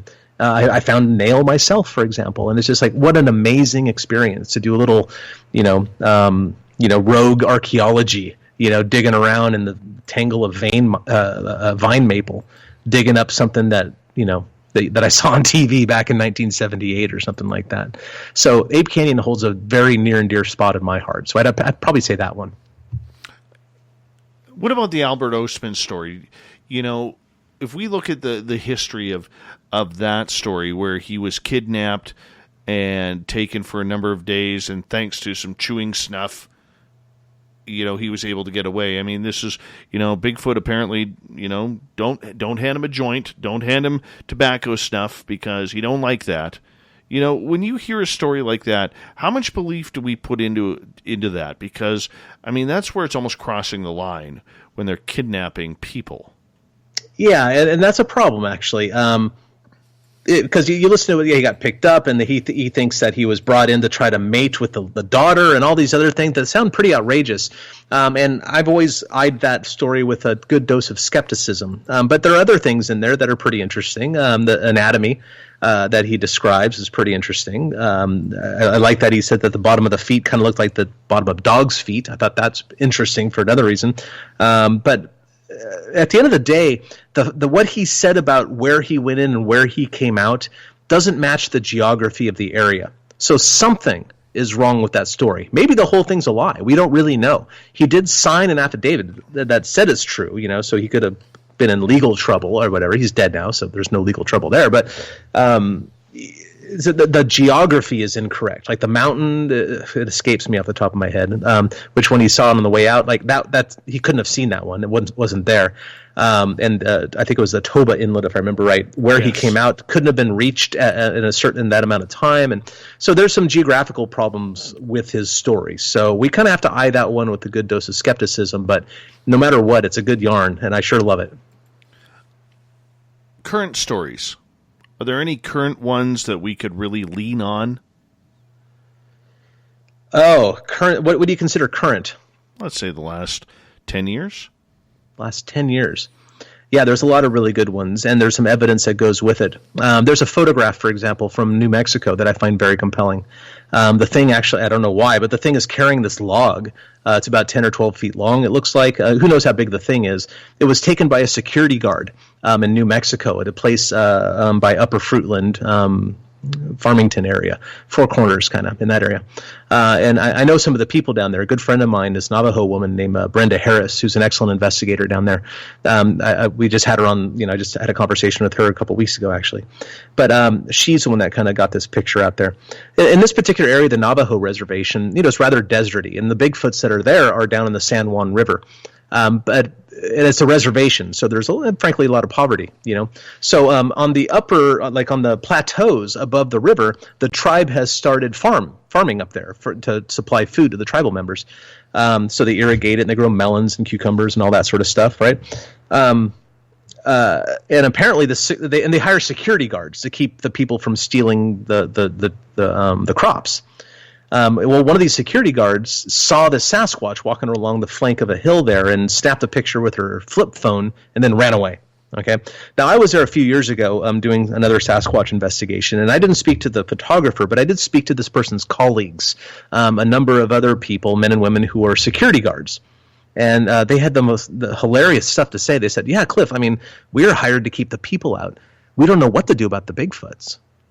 So I like stuff like that, like really down-home, very nitty-gritty sort of stories. It's like, yeah, they're here.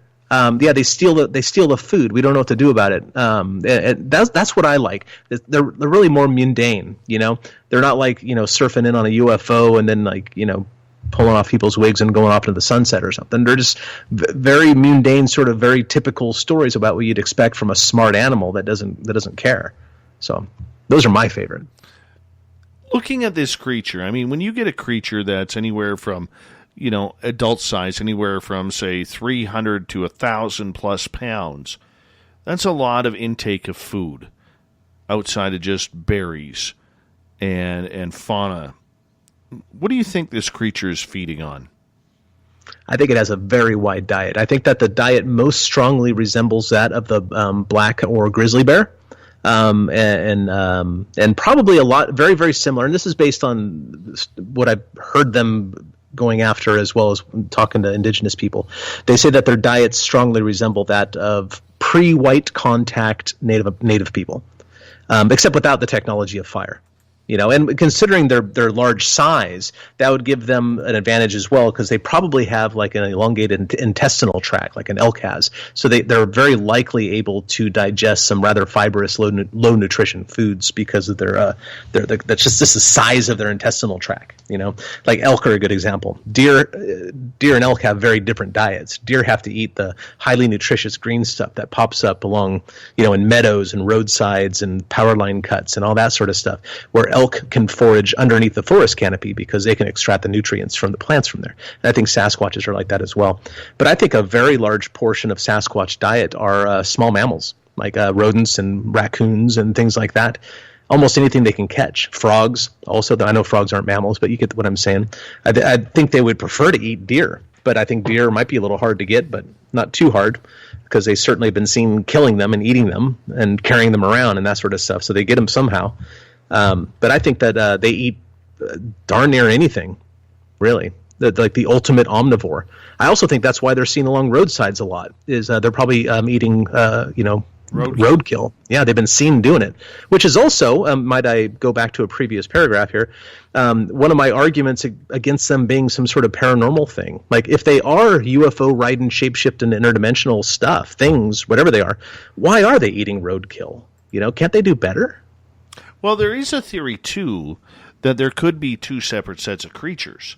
I know someone who believes that there is, that there is the supernatural type, but that there also is a land-based creature here that has, that is quite the hominid, almost like a relative of the Gigantopithecus. So, I mean, the problem is we just don't know. We really don't know. No. And that's the issue. Yeah, and you did ask me earlier, I don't think I addressed it, like if there's more than one species in North America. I'm inclined to think not, and that's based on the footprint evidence and the handprint evidence and that sort of thing, because they're all internally congruent. They show the differences between humans and Sasquatches, but like they're all congruent to the Sasquatch model, no matter where they're obtained. The people who say there are more than one species, they always point to behaviors and hair coloration, but that doesn't make a new species. Look at our species, for example. There's a huge genetic diversity. And Sasquatches having a long lifespan, like all the other great ape species, including humans, and a low birth rate, well, that's the recipe for a wide genetic diversity. So I don't think that the differences that these people are pointing to is enough to make it a new species itself. My friend Ron Moorhead, who you may have had on the show, like he does the Sierra Sounds and the jibber jabber sort of samurai chatter. He's the guy that recorded that. Yeah, he'll be coming up here, I believe, in October. Oh, I love the man. I just had a great. I did a conference with him and Scott Nelson just a few weeks ago. Love the man. We disagree, but I just love the man. He was saying that there could be a couple different types of these things, so he's wide open to that. I'm a little harder to convince. I don't think that the physical differences are there to warrant a different species here in North America. But I could be wrong about that, and I hope I am. Well, here's where I stand on that, if you don't mind. In talking to people, I mean, it seems like this creature that seems to run through the bayous of New Orleans and eastern Texas into Louisiana and right through to Florida. It seems to be a more aggressive creature, a smaller creature. Pissed off probably because it's having to deal with alligators and water moccasins all the time. I don't know. But up here on this side, where I am in B.C., Washington State, even Oregon, it seems to be a little bit more docile of what people are experiencing. Well, yeah, that's behavior, though, and the behavior isn't enough to warrant a new species because they have to look at the pressures that are upon them. Now in a lot of places, like Arkansas and places like that, and like Boggy Creek and all, there's plenty of land for them. In British Columbia, there's way more than enough land for them, right? So maybe this is a matter of just different human pressures on them. And as far as them being smaller, that may or may not be true. I know that there's some 8.5 footers in Kentucky, and that's pretty humid and jungly like for a lot of the year. But if they are smaller, that could be attributed to Bergman's rule, which I mentioned earlier when I was going on that long rant about Paranthropus. That Bergman's rule is a thing that animals that live in colder climates get bigger. So if they are in the more tropical, sort of Floridian climates, maybe they are slightly smaller. But black bears are the same species, whether you're talking about the ones in Mexico or talking about the ones in Alaska. And the ones in Alaska are bigger. No, that's very true.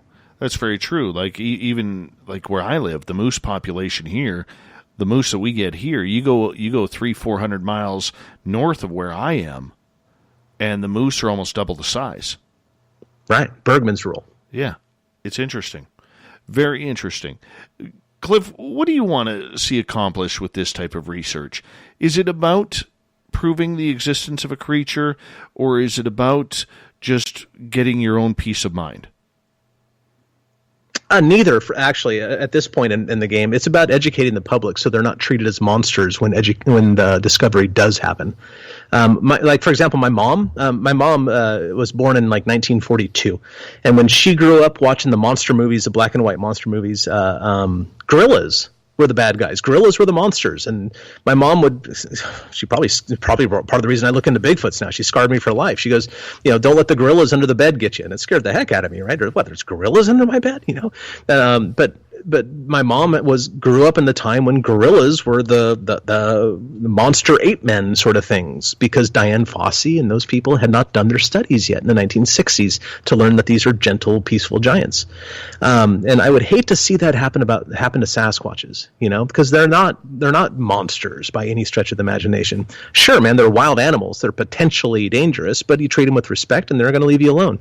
And so really it's about education more than anything for me at this point. I'm completely satisfied that they're real. I've got no question about it whatsoever.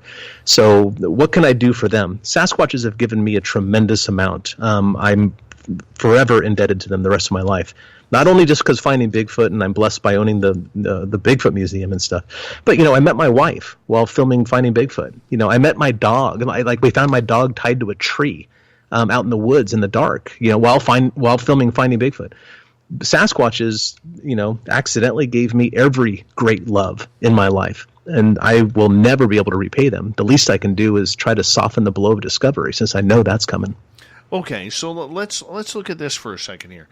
Do you fear that this creature will be hunted to almost extinction if we do prove its existence? No, not really. No, because even after they're proven to be real, they're not going to be any easier to get around. They're not going to be any easier to find or film or do anything like that. Yeah, and I would like to think that even though Americans tend to be rather like gun nuts in general, and again, I own firearms. Don't get me wrong. You don't start screaming, liberal screaming at me and stuff like that. You can, I'm not the guy to be pointing around. I don't fit your perception. I promise you. Even though we're kind of gun nuts down here, I don't think that most of us at least are the type of people to go out and shoot a Sasquatch. I've spoken to probably more than 24 hunters over my last 26 years who have had Sasquatches in their gun sights and not been able to pull the trigger because they look too human. Now, part of that might be compassion. Part of that might be like they don't want to be charged with voluntary manslaughter or something, because it may be a gray area or not whether it's illegal to shoot a Sasquatch, but it is completely illegal to shoot a jackass in a monkey suit. So maybe they didn't pull the trigger for that reason. But I just don't think that I don't. In the same way, I don't think that people would want to go to Rwanda to go hunt gorillas. Even the people who go after trophy hunter, like who are trophy hunters, and I strongly oppose trophy hunting. It doesn't seem there's no catch and release when you're dealing with a gun, right? Mm-hmm. I strongly oppose trophy hunting. I don't think that people would want to shoot, a man ape or an ape man or whatever you want to call these things. I'm probably wrong. There's some sick people out there, but mental illness is what it is. Yeah, we're not a big fan around here of trophy hunting. Just not a fan of that at all. No, it's inappropriate, I think. It's at the very least rude. But if not downright monstrous. But here's the problem, Cliff. I can actually see that happening. All right, let's go hunt some Sasquatch. We know this creature exists because there's always going to be one of those idiots who needs the head on the wall. We see it with elephants. We've seen it, with buffalo. We've seen it with any major animal in this world. Lions, look at the dentist who shot the famous lion a couple of years ago, all because he wanted to, have a lion, a special lion on his wall. I mean, we see it all the time, and unfortunately, people aren't nice. You know what I'm saying? No, people aren't nice. But if these things are what I think they are, which is paranthropus, they are hominins, and a hominin is a human ancestor or an offshoot thereof. In which case, killing would make it homicide if we were wise enough to pass those laws. And you know what? Honestly, in another way, like I said, it's not going to be any easier. They're not going to be able to find these things any easier than they do now. And just because you see one, as you very well know, but more than me, just because you see one doesn't mean there's only one there. I think that if you shot at one of these things, man, you better reload really fast. And I think you're just screwed. They're going to drop 3 or 4 trees across the road on the way out and pick you off one by one. Your gun isn't going to help you. Go hide behind your gun somewhere else because you're a coward for doing it. Your gun will not help you if you have an angry Sasquatch coming after you. It's going to be interesting, man. It's going to be interesting. Hey, my friend, we've only got about a minute left here with you tonight, and I want to say through all the audio issues that we had tonight and everything that we went through, thank you so much for taking the time, Cliff, to come on Spaced Out Radio for the first time, and I hope you will give us another shot once we get all of our technical snafus out of the way, because we'd love to have you here again. I'd love to come back. I love nice, rowdy conversations. I love dissenting points of view. I think too many people, I don't know what it's like in Canada, but I find too many people in America like to live inside their own bubble, and there's mirrors on the wall everywhere. They're afraid of dissenting points of view, and you should welcome them because it strengthens your own. So thank you very much for coming on and challenging me and having a great, open, honest discussion. Absolutely. That's what it's all about. That's how we solve these mysteries. We may not have solved the full mystery tonight, but hey, we do know you believe in Sasquatch. I believe in Sasquatch. Many people out there listening to this believe in Sasquatch and have had their own sightings. How can people find your information on your website? 15 seconds. Just look up cliffbarackman.com. If you can't spell it, look up Cliff and Bigfoot. It'll go right there. And I also own the North American Bigfoot Center, which is a Bigfoot museum right outside of Portland, Oregon. So if you find yourself in the neighborhood, look me up. Come on in. Say hello. Appreciate it, my friend. Thank you so much for taking the time to be on Spaced Out Radio tonight. Coming up next, we're going to have some fun. We got the SOR News Wire. We have the Thought of the Dave. Lots of Spaced Out Radio continues right after this.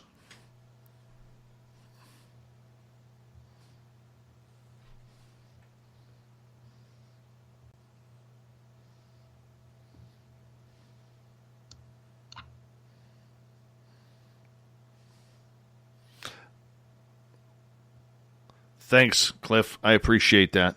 No problem at all, man. Happy to do it. I'm sorry about the technical issues and all that, but it seems like, it's growing pains, essentially. Well, I got to edit this out, and we'll make sure that we make it look good here. So thank you so much.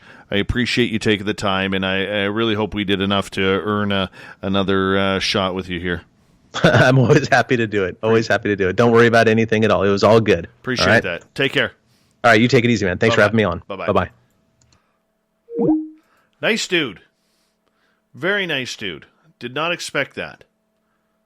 Did not expect that. I don't know why, but I didn't. Do do do do do do do do. All right. Is that?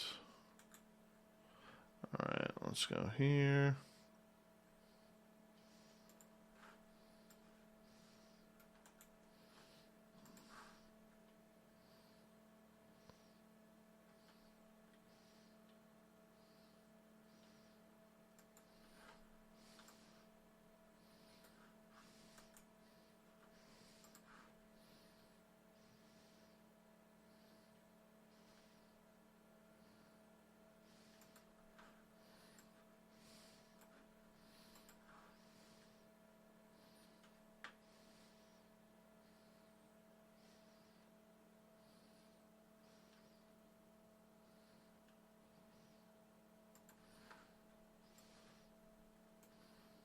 Do do do do do. I guess I can put these up.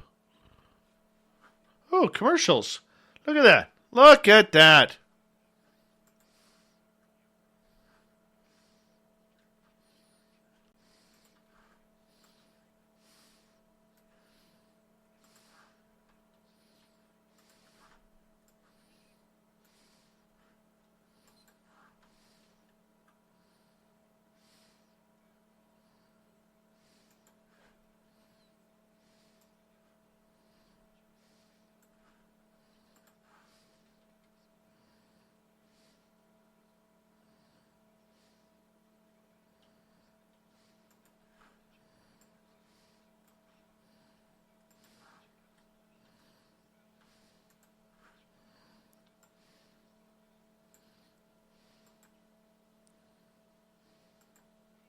Hey, Space Out Radio fans.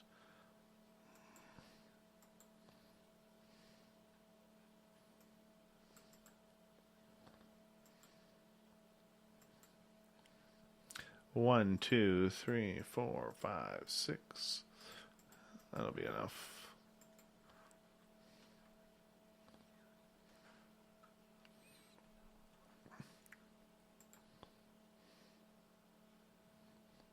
Thanks, Human Carl.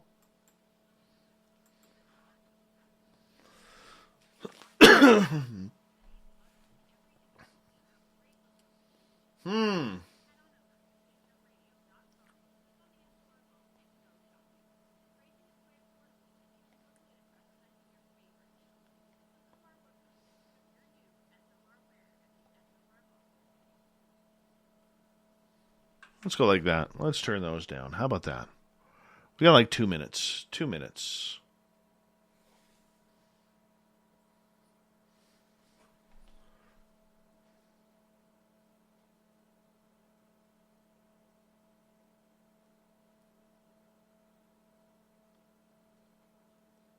Thanks, Brian, for coming on in.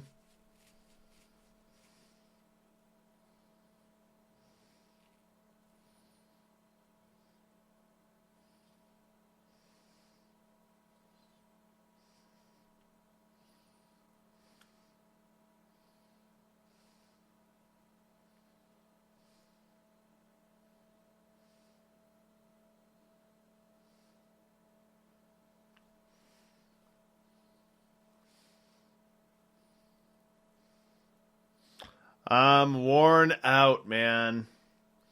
Worn out.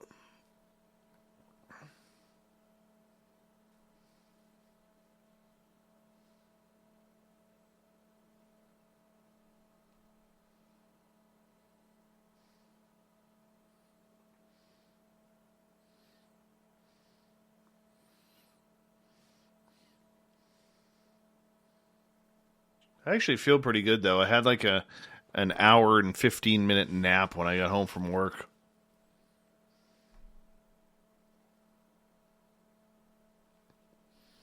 I got a hair in between my teeth, courtesy of my beard. Don't like that. Don't like that at all. No, not a fan. Not a fan.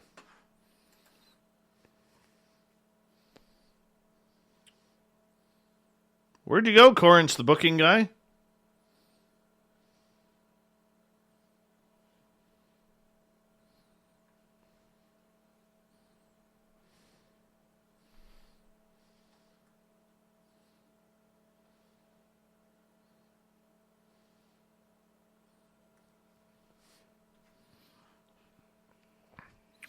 We've rounded third. We're heading for home tonight on Spaced Out Radio. I am your host, Dave Scott, sitting in the captain's chair of SOR headquarters. Thank you so much for tuning us in tonight. We want to remind you that if you've missed most of this show or others, check out our free archives by going to youtube.com/Spaced Out Radio. Just do me the favor, hit that subscribe button. Our website is spacedoutradio.com, where we have a plethora of features for you, including rocking out to Bumblefoot and reading up on Captain Shirk's SOR Newswire. Follow us on Twitter at Spaced Out Radio and on Instagram at Spaced Out Radio Show. Speaking of the news.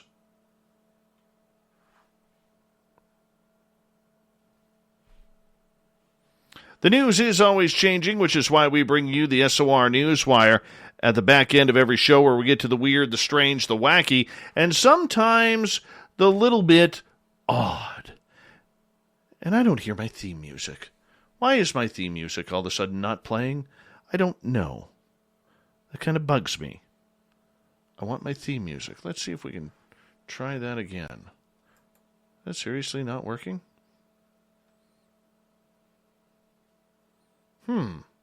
Odd. Very odd. All right, let's just get to it as we work out the kinks here. I don't know where these guys are going, but apparently they're about to go on their first mission. Earlier this month, in the Middle East, 20 U.S. troops were sworn in as Space Force recruits at the Al Udeid Air Base in Qatar, becoming the newest U.S. military branch's first foreign deployed troops. Space Force in Qatar. Does that make any sense whatsoever? Let's be honest here.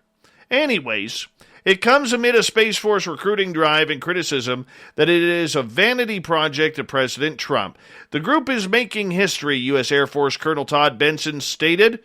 Yes, why not state that? They are the first members of the United States Space Force to be deployed in support of combat operations. Combat operations? Are you telling us you got aliens up there?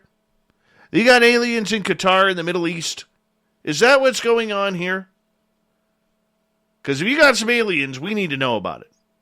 Just plain and simple. Plain and simple. Any hoodles, moving on. U.S. troops are, of course, not new to the Middle East, but it was actually where the first space war was ever fought, historians say. In 1991's Desert Storm operation, the U.S. troops first used satellite-based GPS while pushing Iraqi troops out of Kuwait. The new military service, overseen by the U.S. Air Force, has said they do not intend to immediately put troops into orbit. Rather, its mission is to protect the U.S. assets, such as the hundreds of satellites used for communication and surveillance. U.S. Air Force Secretary Barbara Barrett says the Space Force would compromise about 16,000 Air Force and civilian personnel. The Trump administration allocated $40 million to fund the force in its first year. Space Force has been occasionally mocked since President Trump created it as the first U.S. military branch since the Air Force was added in 1947. Netflix even has a comedy series of the same name, and jokes have been made about everything from the choice of the not very intergalactic appearing woodland camouflage uniforms to their use of an insignia that bears the resemblance of the Star Trek logo. The Force has defended its use of camouflage uniforms, saying it was utilizing current Army Air Force uniforms and saving costs of designing, producing a new one. In doing so, just ask your gray buddies. They got that, those intriguing bodysuits that are like silverish gray, and, you got some aliens there. Just ask them. All right. Guess what? It turns out that there is actually a genuine plan sitting in the Pentagon to defend the United States just in case the event of a zombie apocalypse. Your taxpayers' dollars at work, America. The destruction of mankind at the hands of the contagious virus of zombies is a scenario that is played out time and time again in movies, books, television shows. But what if it were to happen for real? Apparently, this scenario has been played out, as the U.S. government would never take it seriously, but in factual fact, they do. Albeit one that even admits that such a thing is never likely to actually happen in reality. Known as CONUP 8888, the official zombie preparedness plan includes a disclaimer noting that it was not actually designed as a joke and that the strategies outlines are the real deal. It was written back in 2011 by junior military officers at the United States U.S. Strategic Command as a training exercise that tasked them with presenting a general invasion contingency plan. The resulting 31-page document includes many concepts you might be expected to find in such a plan, especially if you are a fan of zombies and apocalypse movies. What's interesting is the seriousness of the presentation. Despite the inclusion of fantastical concepts such as evil magic zombies, space zombies, and other bizarre theoretical subcategories, it is clear that the plan was never intended to be taken literally as far as zombies are concerned anyways, and serves as more of a general template for an invasion scenario in case the dead come back alive. Good to see the military is prepared for this. Here's a scary one. Canadian police have swooped in on an apartment complex in Montreal in connection with a ricin-laced letter that was sent to President Donald Trump, allegedly by a woman who then tried to enter the U.S. while armed with a gun. I think she takes life a little too seriously. Authorities arrested a person suspected of sending the deadly poison by mail, addressed to the White House. A source said the person arrested was a woman with Canadian citizenship. Now it has emerged that she has also allegedly sent more letters to law enforcement officials in Texas. Police say in Canada, she sent one letter addressed to Trump, another 5 addressed to addresses in Texas. The woman has not been named, but it is understood she was arrested by the FBI and may face charges from prosecutors in Washington. At the apartment complex where she lives, police roped off a modern beige and brown apartment building and evacuated its inhabitants. The RCMP confirmed that the letter had apparently been sent from Canada and said that the FBI had requested assistance. The envelope was intercepted at a government mail center before it arrived at the White House. U.S. agencies were investigating whether or not ricin letters were sent to or by the same person to other addresses as well. First off, that's not very Canadian of this lady. You know, it's okay to shake a fist. It's okay to protest with a sign that says, "I'm not happy." Okay, but to send ricin to the President of the United States, whether you like him or not, you know, that's wrong. By the way, ricin can cause death, within 36 to 72 hours of exposure, with an amount as small as some on a pinhead. No antidote exists. This is deadly stuff. And the fact that she had a full apartment of this? Oh, bad Canadian. Bad Canadian. Sticking in Quebec, the residents of Asbestos, Quebec, or Province de Quebec, don't like the replacement names Apolloni, Jeffrey, Phoenix, or Trois Lacs, which refer respectively to the endangered turtle, the name of the city's first asbestos mine operator, the mythical bird, and a former town that merged with asbestos in 1999. So, name change is on hold. People can be scared we're going to forget the past. People can be scared that we're going to lose our identity. So it's a major process we're living, Carolyn Payet, a town councillor, has said. It's a historical one, too. It's not so often that a municipality changes its name. The town, more than 80 miles east of Montreal, thrived for decades on asbestos mining and product manufacturing, and its asbestos mine was once the single largest source of the product in the world. Asbestos was once the main go-to material in insulating buildings. The product is now banned in most construction around the world. Inhaling it can cause severe medical issues, including lung cancer, mesothelioma, and other diseases, and is responsible for tens of thousands of deaths worldwide. Canada banned the substance in 2018. The town of more than 7,000 residents was expected to vote between October 14th and 18th for the name change. However, it's now up in the air on what they're going to call the town, but asbestos is off the ballot, as it should be. Horrible name. Horrible stuff. A humpback whale has found its way back into the sea weeks after getting lost in a murky crocodile-infested river in northern Australia, while an estimated 270 pilot whales have become stranded in the country's south.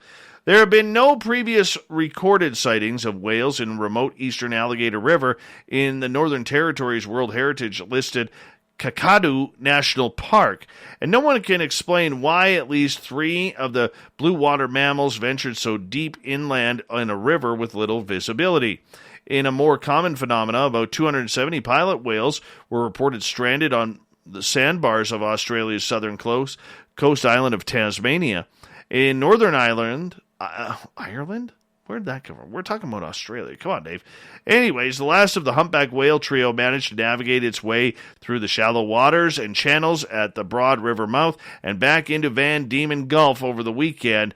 Yes, it made its way out on the high tides, and we're pleased that it appeared to be in good condition and not suffering any ill effects. Humpbacks follow the western Australian coast in their annual migration from the tropics to Antarctica. A helicopter crew spotted the whale Sunday 9 kilometers outside the river mouth. Northern Territory government whale and dolphin scientist Carol Palmer said he or she looked really relaxed, was cleaning off all the mud off itself actually, and we were just so relieved that this whale had actually made itself out of the East Alligator River.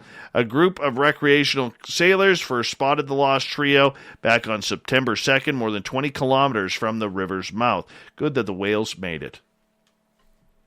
A lifelong Dungeons & Dragons fan is celebrating a big anniversary. 38 years of running the same ongoing game. Robert Wardaw said he started running his campaign of the fantasy role-playing game, which relies on dice, characters created by the players, and a lot of imagination to advance. In 1982, when only 4 players participated in this group, the players control their character, but that's all they control, Wardaw said. I control all other aspects, whether it's the weather, whether it's the setting, anything they're facing. Wardaw said he now runs 2 to 4 sessions each week over Zoom for his nearly 60 active players. The Dungeon Master said the game started out by following the original 1982 version of Dungeons & Dragons rules, but has since developed its own set of rules as a campaign evolved. My game is very different from the official Dungeons & Dragons, Wardaw said. It's a rule system that is developed and is constantly developing, constantly changing, and constantly getting better.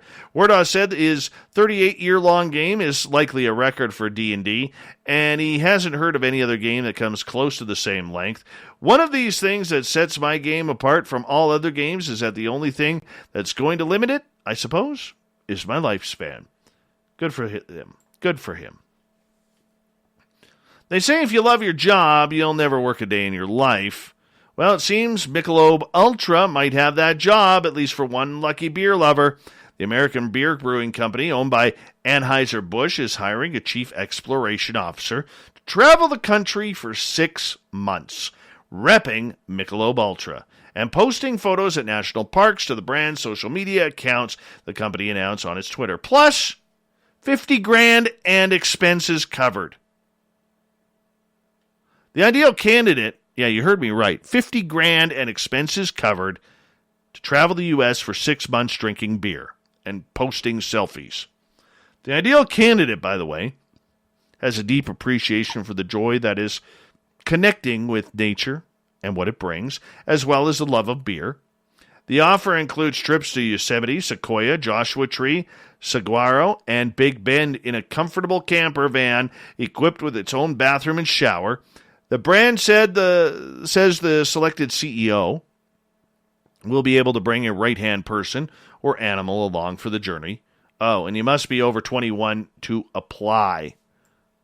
I don't even drink beer. I would like that job. I really would. All right. Sometimes you just got to torch your house. So when the insurance company calls, you can tell them this happened. So there's this video of terrifying footage of an enormous spider sitting above a doorway and eating a gecko in Western Australia. Yeah, it's one of them huntsman spiders, okay, that's probably like 5-6 inches long. It's chomping away down on a gecko. Looks like one of them sun geckos. A man can be seen in the reflection watching and filming the bizarre sight in disbelief as a lizard disappears into the spider's mouth with only its tail sticking out. Yeah. So, this is on his house, man. There's no point in living there anymore. So, here it goes. TikTok users commented on the spider's size and confidence and told the man filming, "Burn the house down. Could have gone my entire life without seeing this," one said. "I saw a spider eat a bird when I lived on the Gold Coast," another wrote. Others said large, hairy spiders were the reason they would never visit Australia. "This is how fires started in Australia," another said. "It's time to move. Where in Australia is this? Just so I know I'm not going there."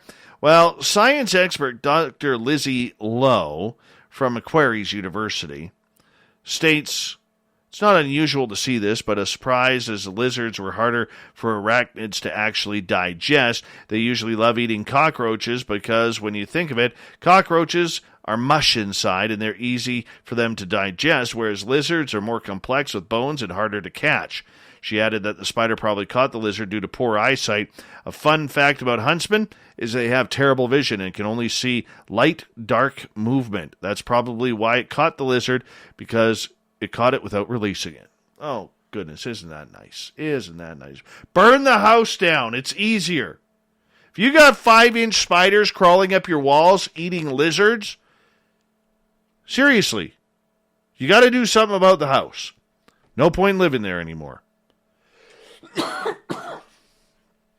Moving on.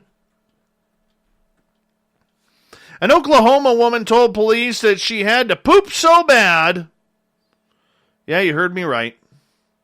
She had to drop a deuce so bad before taking off and leading them on a high-speed chase, new body camera footage shows. Emily St. Owings, at 28 years old, was pulled over around 9 a.m. last Tuesday when a cop noticed that she was not wearing a seatbelt in the city of Enid. She didn't have her insurance or any identification except for a medical marijuana card, but the officer ran her information and determined that her driver's license had been revoked. When he informs her of this, that he's just checking for outstanding warrants, she tearfully tells the officer, "But I have to poop so bad." Yes, this is all proven on body camera footage. "It's my birthday. It's my effing birthday," she says. "Why won't you just let me go?" Owens asked him. To the cop, who responds, "Because your license is suspended." Owings apologized again and reiterated that she didn't know, "Otherwise, I won't drive no more. But can I please at least go home and poop?" This is her words, not mine. It was then determined during the stop that there was a warrant out for her arrest, allegedly fighting an officer, according to police. The cop then asked her to get out of the vehicle, informing her that she was under arrest, the outlet reported. "You have warrants in the Woods County, and they are coming to get you," the officer stated. But Owings refused to cooperate, telling the officer, "No, they're not. F you guys." Oh, she has a potty mouth. She then sped off from the scene, leading authorities on a pursuit for several blocks with speeds topping 70 miles per hour. Owings allegedly blew through several stop signs before she ultimately stopped and surrendered to police with her guns drawn, but she apparently had business to take care of. "Can I poop in your car, man?" Owings asked an escorted police officer, who led her to the police car. "You could have already been on your way to jail," the officer said, to which she responded, "Yeah, but not pooping." Police say they discovered a pipe with meth. Oh, here we go.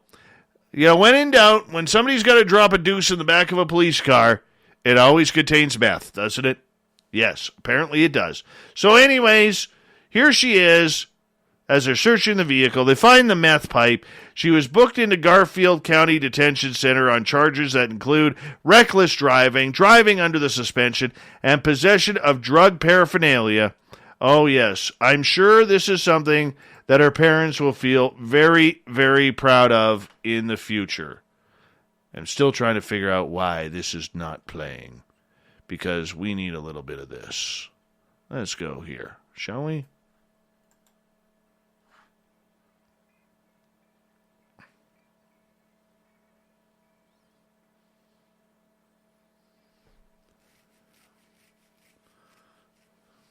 Thought of the Day happens every night at this time, where we ask a question on our Facebook and Twitter pages, then lead your responses and read them on the air because we love the audience participation around here. And thank you for that wonderful clown, Marty. Looks like the lady who had to go to the bathroom. Today's Thought of the Day is as follows. If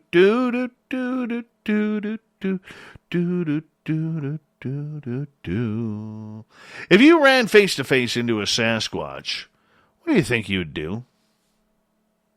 Now, the funny part about this is, when I go to post these questions, the Thought of the Days on Facebook and Twitter, I always post them on Facebook first. But I mustn't have actually pressed the button, because I have them on Twitter. I just don't have them on Facebook. Like, I'm looking at my profile here, and I don't see the post. I really don't. I don't know where it went. I don't know if it filtered out. Don't know. What I do know is I got a few answers on Twitter.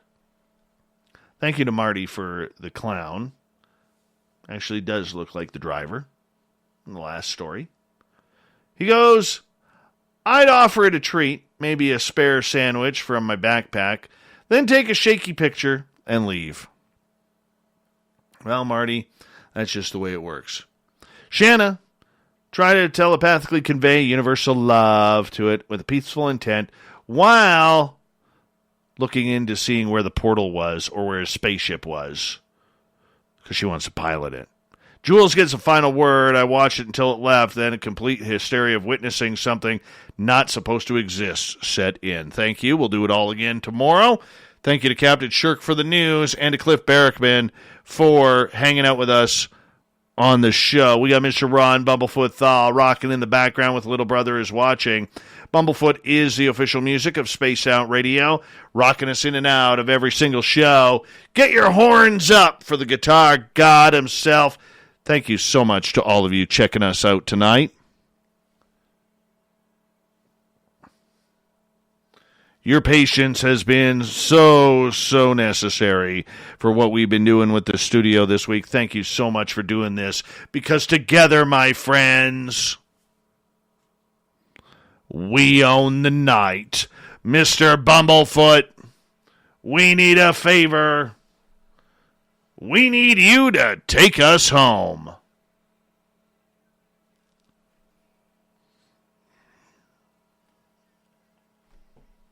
Yes, the Woo train is docked for the night. But tomorrow, my friends, we shall ride again. Your seats are always available. Your tickets never expire. And if you want to bring a friend, we got room for them too. Have a great night. Good night.